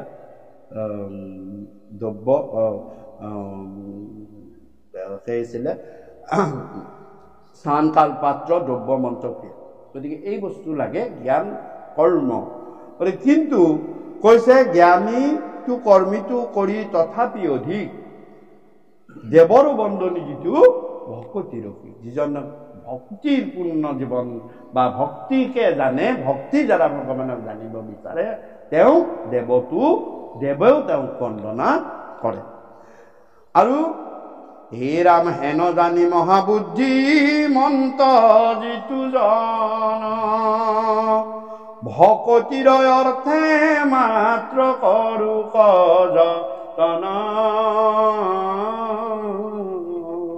গতিকে কলি যুগত কৈছে যিজন মহাবুদ্ধিমন্ত তেওঁ ভকতিৰ কাৰণে ভক্তি কৰি জীৱন যাপন কৰিবলৈ তেওঁ আগবাঢ়ে, আৰু তেতিয়াই ভগৱন্তৰ কৃপা। আমি ভক্তি মানে এইটোৱে ভাবো যে নামঘৰত গৈ তালযোৰ বজোৱাটোৱে ভক্তি, আচলতে সেইটো কথা নহয়। সেইকাৰণে কৈছে কৰিও কুমাৰ কালে ভাগৱত ধৰ্ম, অৰ্থাৎ ভাগৱত ধৰ্ম অৰ্থাৎ ভক্তি পৰিৱেশিত ধৰ্ম কৰিবলৈ তুমি কুমাৰ কালৰ পৰাই পাৰা, 6 বছৰ কালৰ পৰাই পাৰা। কি যে 6 বছৰ কালত তুমি পিতৃ মাতৃক ভক্তি কৰা, তেওঁ পিতৃ মাতৃ গুৰু। পিতৃ মাতৃৰ অসন্তুষ্টি কৰিলে তুমি কোনো কেতিয়াও উন্নতি কৰিব নোৱাৰিবা, ওপৰলৈ তুমি যাব নোৱাৰিবা। সেইটো আদ্যগুৰু বুলি কৈছে। তাল বজোৱাতকৈ তুমি পিতৃ মাতৃক শুশ্ৰূষা কৰা, আদ্যগুৰু পিতৃ মাতৃ। কুমাৰ কালৰ পৰা তুমি ভক্তি কৰিবলৈ শিকা, ভক্তি কৰিব ক'ত শিকিম? যে পিতৃ মাতৃক প্ৰথমতে শিকা। তাৰপিছত তুমি দ্বিতীয় গুৰুত যাবা, জ্ঞানদাতা গুৰু সেই জানিবা নিজৰ যোগ্য সূত্ৰ দিয়া পন্থ দেখা বেদৰ। তেওঁ দ্বিতীয় গুৰু অৰ্থাৎ স্কুল বা সমাজত তুমি জ্যেষ্ঠ শ্ৰেষ্ঠজন পাবা। পৰিয়ালৰ পৰা ওলাই আহিবা, তুমি সমাজত জ্যেষ্ঠ শ্ৰেষ্ঠবিলাক পাবা, স্কুলত তুমি শিক্ষাগুৰুসকলক পাবা। তেওঁক ভক্তি কৰিবলৈ শিকা, তেতিয়াহে তুমি তেওঁৰ পৰা জ্ঞান মানে শৈক্ষিক জ্ঞানখিনি তুমি আহৰণ কৰিব পাৰিবা। তাত তুমি শিকা। তাৰ পৰা তুমি যেতিয়া জ্ঞানৰ পৰা শিক্ষা যেতিয়া লৈ তুমি যেতিয়া সংখ্যা ধৰ্ম পালন কৰিলা, তেতিয়া তুমি তৃতীয় গুৰুলৈ যাব পাৰিবা। অৰ্থাৎ তৃতীয় গুৰু কি? যে ব্ৰহ্মবিদ্যা কহে যিটো মোৰ আপোনাৰ নাম, তৃতীয় গুৰুক দিব নাহিকেও পাম, অবাতো অধিকতাংক কৰিবে সমান, সাক্ষাতে জানিবে মই নাৰায়ণ। অৰ্থাৎ তুমি যেতিয়া জ্ঞান লৈ গুৰুৰ পৰা শুদ্ধ জ্ঞান লৈ, গুৰু ভক্তিৰ মাজেৰে শুদ্ধ জ্ঞান লৈ আহিলা, তেতিয়া তুমি পৰম ঈশ্বৰ পৰম পুৰুষক পাব পাৰাই। আৰু সেইভাগেহে ভক্তি কৰে। নিজৰ সংস্কাৰখিনি নিজক শুদ্ধন কৰিবৰ কাৰণে সাধু সংগত বহিব লাগে, নাম গুণানুকীৰ্তন একান্ত মানে শ্ৰৱণ কৰিব লাগে। সেইটো নিজক শুদ্ধ কৰিবৰ কাৰণে, নিজক ভাল কৰিবৰ কাৰণে, নিজৰ ভিতৰত থকা কলুষিত ভাৱবিলাক আঁতৰাই পেলাবৰ কাৰণে এইখিনি কৰিব লাগে। তাক যদি তুমি নকৰা তাত কোনো কথা নাই, কিন্তু ভক্তিভাৱে তুমি সকলো কাৰ্য কৃষ্ণত অৰ্পণ কৰি যোৱা। নামঘৰলৈ নগলেও হ'ব, যদি তুমি ঘৰতে ভক্তিভাৱে সমস্ত জনকে সেৱা সন্মান কৰিব জানা, ভগৱন্তে তাতে সন্তুষ্ট।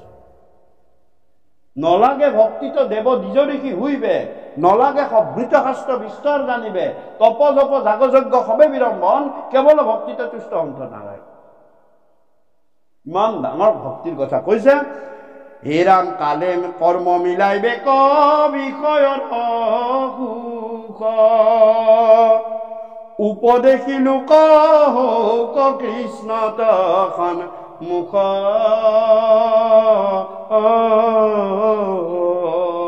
আমাক এই কৰ্মবিলাক, যি কৰ্ম আমি কৰিছো, কৰি গৈ আছো, অকল কৰ্ম মানে আপোনালোকে নিত্য কৰ্ম নৈমিত্তিক কৰ্মবিলাক আমি যিবিলাক কৰি আছো এইবিলাক সময় আমাক আনি নিজে নিজে নিজে নিজে মিলাই আছে।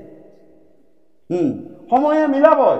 তুমি যিমানে যি নোকোৱা কালে মিলাইবে, কালে কৰ্ম মিলাইবে বিষয়ৰ সুখ, এই বিষয়ৰ সুখখিনি সময়ে আমাক আনি মিলাইছে। কাৰণ এই সুখটো ভোগ কৰা আমি কাৰণে আমি বহু পুণ্য অৰ্জন কৰি থৈ আহিছো আগৰ জন্মবিলাকত। সেইকাৰণে আমি ইয়াতে এই মনুষ্য হৈ সুখটো ভোগ কৰিব পাৰিছো। আৰু এই সুখ কি হ'ব, এটা দিনত ভোগ কৰাৰ লগে লগে ভোগভঞ্জী পুণ্য কৰা ক্ষয়, এই ভোগে পুণ্যবিলাক ক্ষয় গৈ আছে। আৰু এটা দিনত পাপ পুণ্য যদি ইফালেও যদি পুণ্য অৰ্জনেই কৰা নাই, অকল ভোগে কৰি আছা, টকা পইচা জমাই থোৱা নাই একাউণ্টটোত, খালি তাৰ পৰা টকাখিনি উলিয়াইহে আছা, এটা দিনত পুণ্য হ'ব। এটা দিনত ঠিক তেনেদৰে পুণ্য ভোগ কৰা কৰি কৰি যাওঁতে যাওঁতে যাওঁতে এটা দিনত পুণ্য জিৰো হৈ যায়।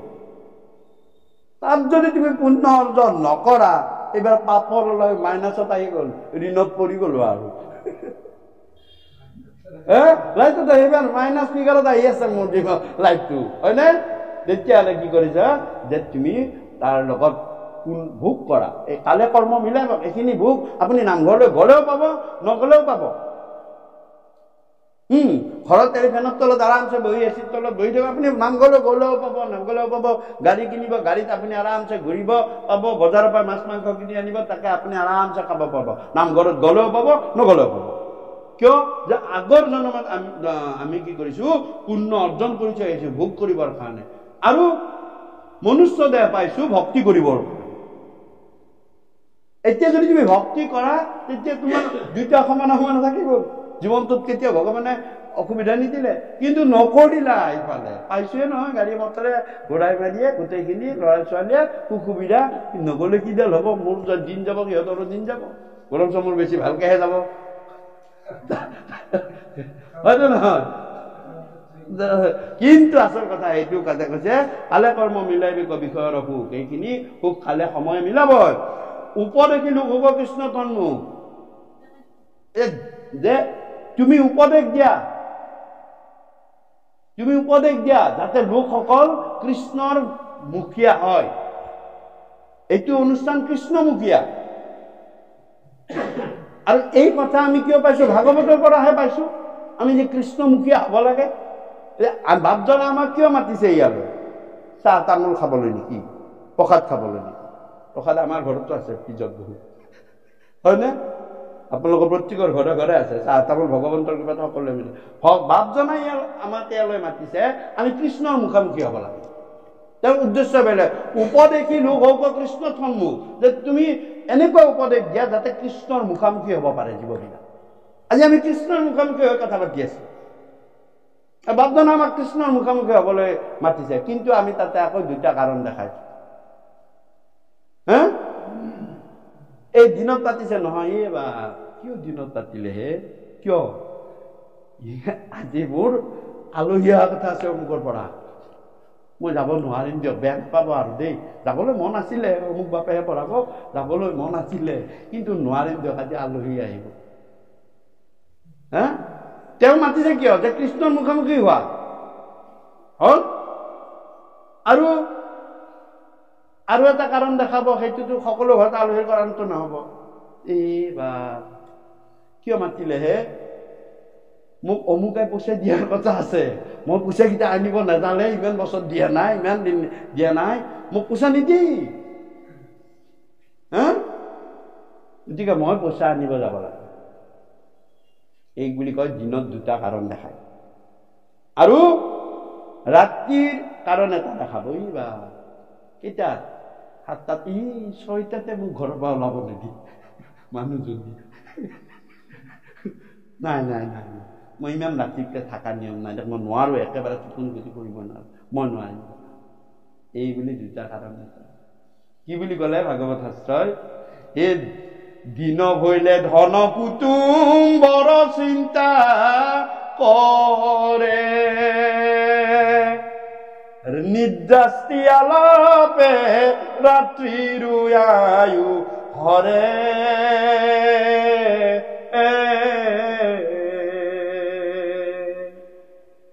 গতিকে চাওক নিদ্ৰাস্তি আলাপে ৰাত্ৰিৰো আয়ু হৰে ইয়াত আহিলে আয়ু হৰণ নহয় ইয়াত আহিলে আয়ু সংযোগ হয় তাকে পৰম আয়ু বুলি কৈছে বাপে কৃষ্ণৰ মুখামুখি কৰিছে তোমাৰ পৰম আয়ু বৃদ্ধি কৰিবৰ কাৰণে কিন্তু তাকে নকৰি তুমি দুটা কাৰণ দেখুৱাই বিনা মানে কি কৰিছা যে বিফলে মানে সময়বিলাক নিচা ধন দিন ভৰিলে ধন কুটুম্বৰ চিন্তা কৰে নিদ্ৰাস্তি আলাপে ৰাত্ৰিৰো আয়ু হৰে গতিকে ভাগৱতত খুব সুন্দৰভাৱে দিছে আৰু কৈছে কি মিছা বিষয়ক মাত্ৰ কৰে অভিলাষ চাওক মিছা বিষয় যিটো তুমি নিজে নিজে আহি পাইছে হয়নে নহয় যিটো সুখ তুমি নিজে নিজে আহি কালে কৰ্ম মিলাবিক বিষয়ৰ সুখ সময় তোমাক আনি মিলাব হয়নে তুমি থাকিলেও আলহী আহিব নাথাকিলেও আলহী আহিব টকা পইচা তুমি থাকিলেও দিব লাগিব নাথাকিলেও দিব লাগিব যদি ভগৱন্তৰ কৃপা কৰে ভগৱন্তৰ যদি তাক সুমতি দিয়ে তোমাক ঘৰত দি থৈ যাব আৰু যদি তুমি ভাবিছা ভগৱন্তৰ মুখামুখি নহয় ভগৱন্তক পিঠি দি পইচা বিচাৰি গৈছা ভগৱন্তই তেওঁকো সুমতি দিব বোলে আগফালে তুমি সোমাবা পিছফালে তেওঁ ওলাই লৰ মাৰিব শ্ৰীমতীক ক'ব মই নাই বুলি কওঁ সাধ্য আছে তোমাৰ বাকচৰ পৰা উলিয়াই আনিবলৈ আলহীৰ কাৰণে নাহিলা যা দদৰাতে একেবাৰে পামচাৰ কৰি থৈ দিলো ইঞ্জিন বেয়া কৰি দিলে ভগৱানে যা কাৰো এনে বোলে আহিব নোৱাৰিলো বাপ কি কব আৰু আহিম বুলি ভাবিছিলো অমুকটোৱে বাধা পাৰিলো নাহিলো দিয়ক তোমাৰ সিফালো নহল ইফালো চাওক কিন্তু বাপজনে মাতিছে কৃষ্ণৰ মুখামুখি হৈ তুমি অলপ পৰমায়ু বৃদ্ধি কৰা মোক একো দিব নালাগে তুমি তোমাৰ পৰমায়ু বৃদ্ধি কৰা সেইকাৰণে কৈছে মিছা বিষয়ক মাত্ৰ কৰে অভিলাষ কি হেতু নেদেখে নৰে আপোনাৰ নাশ গতিকে এইদৰে মানে আমি কৃষ্ণৰ মুখামুখি নহওঁ আমি কি হওঁ কৃষ্ণত বিমুখ হবলৈ সততে গইনা বিচাৰি ফুৰো এই শুনা সভাসদ পদ মহাভাগৱত এ পুৰাণৰ শাস্ত্ৰ ইটো পুৰাণৰ সূৰ্য শাস্ত্ৰ শুনিও মহত এ গুয়া এক শৰণ যিজনে শুনে আক হে ৰাম পাৱৈ পৰম পদ সুখে নিস্তৰৈ এতিয়া কলে যে শুনা সভাসদ পদ মহাভাগৱত পুৰাণৰ সূৰ্য ই যেতিয়া নাৰদে পুনৰ প্ৰণয়ন কৰি আৰু 5টা গুণ দিবলৈ আৰম্ভ কৰিলে ই পুৰাণৰ সূৰ্য ই পুৰাণৰ মহন্ত পুৰাণ হৈ পৰিলে ই আৰু এই কথা একশৰণ অৰ্থাৎ একান্ত মনে কৃষ্ণ কথাখিনি সুবিধা পাওঁতে একান্ত মনে শুনিব লাগে আৰু ই কি কৰে যে পাৱৈ পৰম পদ সুখ নিস্তৰৈ মায়া হয়নে মায়াৰ কথাটো মই ক'লোৱেই এইখিনি কথা শুনি থকাৰ লগে লগে কোনেও সেই বজাৰৰ মাছৰ কথা চিন্তা কৰা নাই হয়নে ঘৰত কি হৈছে কি নহৈছে এইখিনি তাৰমানে কি এইখিনি আমি মধুমতী মায়াৰ পৰা আমাক ভগৱানে গুচাই দিলে ঘৰত কোন আহিছে কোন নাহিছে কি খাই কি ৰান্ধিছে কি নাৰান্ধিছে এইবিলাক মাথা মাৰি থাকিব এতিয়া সময় নাই ভগৱন্তই কয় তোমাক এইবিলাক চিন্তা কৰিবা তুমি মোৰ কথাখিনি একান্ত মনে শুনাছো মই ৰন্ধোৱাম তুমি ভাল পোৱা এখন ব্যঞ্জনৰে মই ৰন্ধোৱাম তেওঁ অন্যকালে যদি নাৰান্ধিছিলো আজি ৰান্ধোৱাম কাৰণ তুমি মোৰ কথা শুনি আনন্দ পালা তোমাৰ এতিয়া মই শৰীৰটোক আনন্দ গতিকে নিস্তৰৈ মায়ক বৈকুণ্ঠৰ শাস্ত্ৰই আনি পৰময়ু উৎসুকে সংসাৰিক কৃপা কৰি পচাৰিলা সুকে গতিকে এই শাস্ত্ৰ বৈকুণ্ঠৰ শাস্ত্ৰ ই কোনো যোগী তপিক জপি জ্ঞানী পণ্ডিতৰ কাৰণে নহয় এই শাস্ত্ৰ একমাত্ৰ সংসাৰী লোকৰ কাৰণে আমাৰ নিচিনা সংসাৰী লোক সংসাৰ ধৰ্ম পালন কৰি কেনেকে আমি সেইলৈ যাব পাৰোঁ, ভগৱন্তৰ কৃপাৰ পাত্ৰ হ'ব পাৰোঁ, সুখে সংসাৰ কৰিব পাৰোঁ। সেইকাৰণেহে এই শাস্ত্ৰ বৈকুণ্ঠৰ পৰা ডাইৰেক্ট মৰ্ত্য লোকত আহিছে।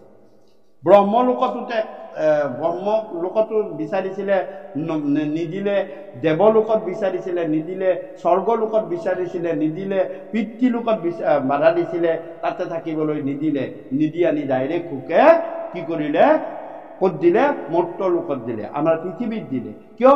ইয়াত সংসাৰী লোকসকল তৰিবৰ কাৰণে। ভাগৱতত যিমান চৰিত্ৰ আছে সকলো চৰিত্ৰই সংসাৰ ধৰ্মী চৰিত্ৰৰ কথা বৰ্ণনা কৰিছে। নাৰদ পৰ্যন্ত, নাৰদৰো আগৰ জন্মত উপবৰ্ষণ আছিল, তেওঁৰ 50 গৰাকী পত্নী আছিল।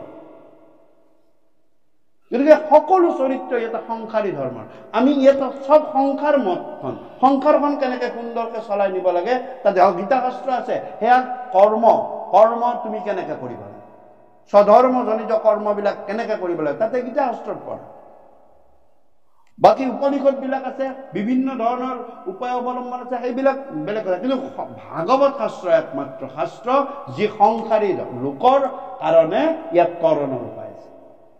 তাকো কি সংসাৰ বিমুখ নহয়, সংসাৰ কৰি এই শাস্ত্ৰৰ মত লৈ তুমি সংসাৰ উদ্ধাৰ হ'ব পাৰিবা। ৰজা পৰীক্ষিতেই তাৰ প্ৰমাণ। হে ৰাম জানি এক চিত্তে নিতে শুনা কৃষ্ণ কথা, ইহেন মনুষ্য জন্ম নকৰিও বৃথা,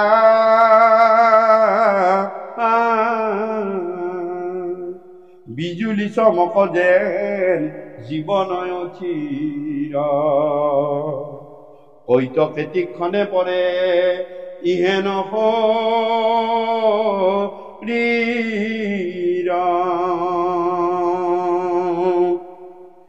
হে ৰাম প্ৰাণবন্ধু কৃষ্ণৰ চৰণে দিয়া চিত, কৃষ্ণ গুণ নামইকে পৰলোক বিত,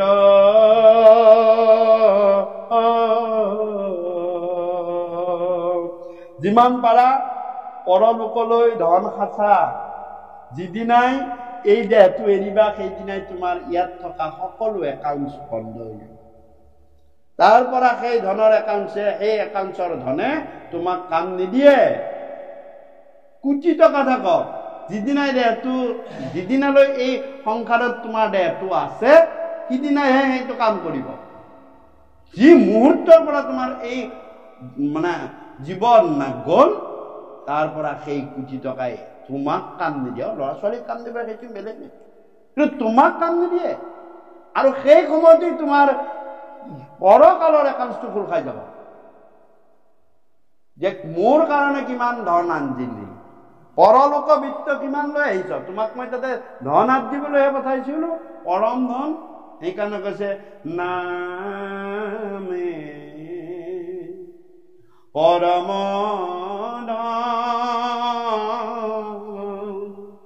চিন্তহু মন ভাই। এই পৰম ধন কিমান লৈ আহিছা? ইয়াৰ পৰম ধনৰ এইখন শূন্য। তেতিয়া যোৱা আকৌ 64 নৰক ভুঞ্জিবলৈ অন্ধকাৰ সেই এটা গাঁত এটাত আফ্ৰিকাৰ হবি জংঘলৰ মাজত এয়া পেলাই দিয়া। ই অন্ধকাৰ ভাল পায়, ই কোনোদিন নাম ধৰ্ম মোৰ মনুষ্য জীৱন দিয়া সি জীৱনটো সফলেই নকৰিলে, মোৰ নামেই নললে, মোক আনন্দিত নকৰিলেই। গতিকে ইয়াক আকৌ অন্ধকাৰ কূপত আকৌ 84 লক্ষ্য জুনিয়ে এটা ভ্ৰমণ কৰি পোৱা সংসাৰ চক্ৰত পেলাই দিয়া তাক। সংসাৰ প্ৰভু সিফালে কিন্তু 3 কোটি আছে, 3 কোটি খন্তেকত বিনাশ কৰি দিয়া, পুত্ৰক এনেকুৱা অপুত্ৰক কৰি দিয়া, এনেকুৱা দুৰ্জয় কৰি দিয়া, সকলো ধ্বংস কৰি দিয়া। ইয়াৰ অৰ্জাবিলাকৰ কোনো কাম নাই।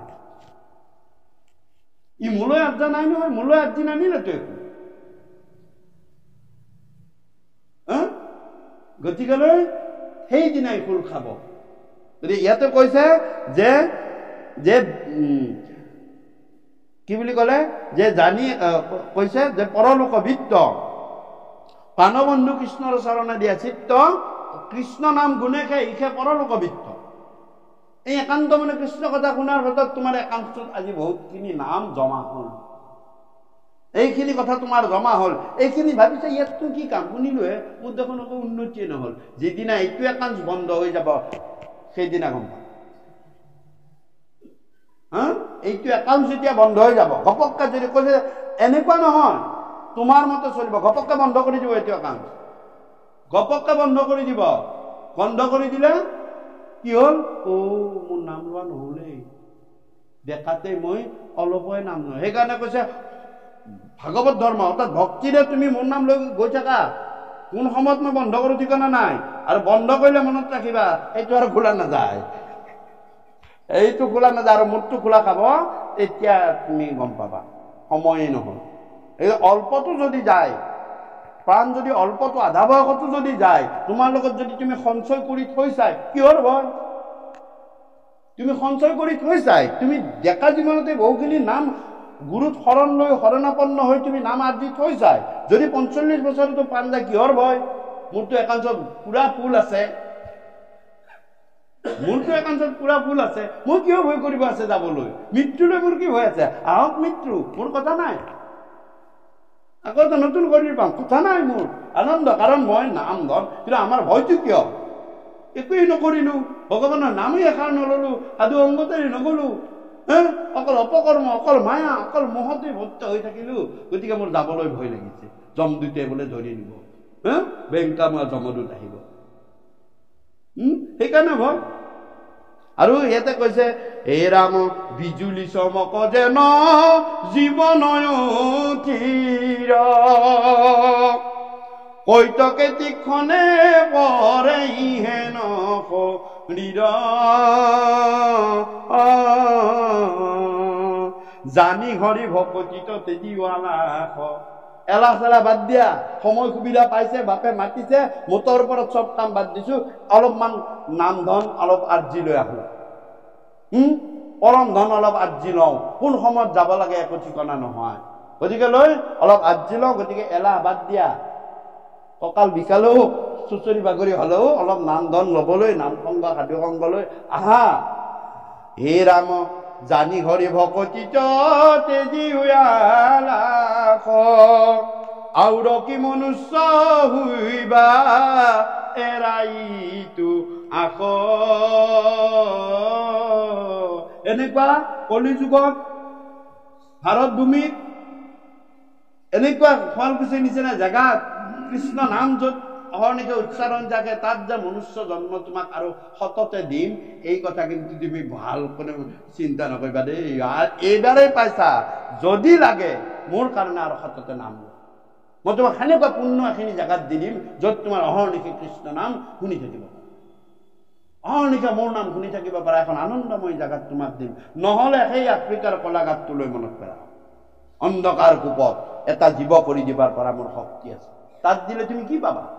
ক'ত এনেকুৱা সুন্দৰ এখন সমাজ, মনুষ্যৰ সমাজ, ইমান সুখ, ইমান সুবিধা, আৰু ক'ত আফ্ৰিকাৰ সেই অন্ধকাৰ গুহ, হে পিতি ইটো গৃহ অন্ধকূপ হৰি, হৰি মানে কোৱা, হয়নে? গতিকে কৈছে হে ৰাম সত্তৰে গলত বান্ধা মাধৱৰ নাম, কৃষ্ণৰ কিংকৰে কহে বোলা ৰাম ৰাম,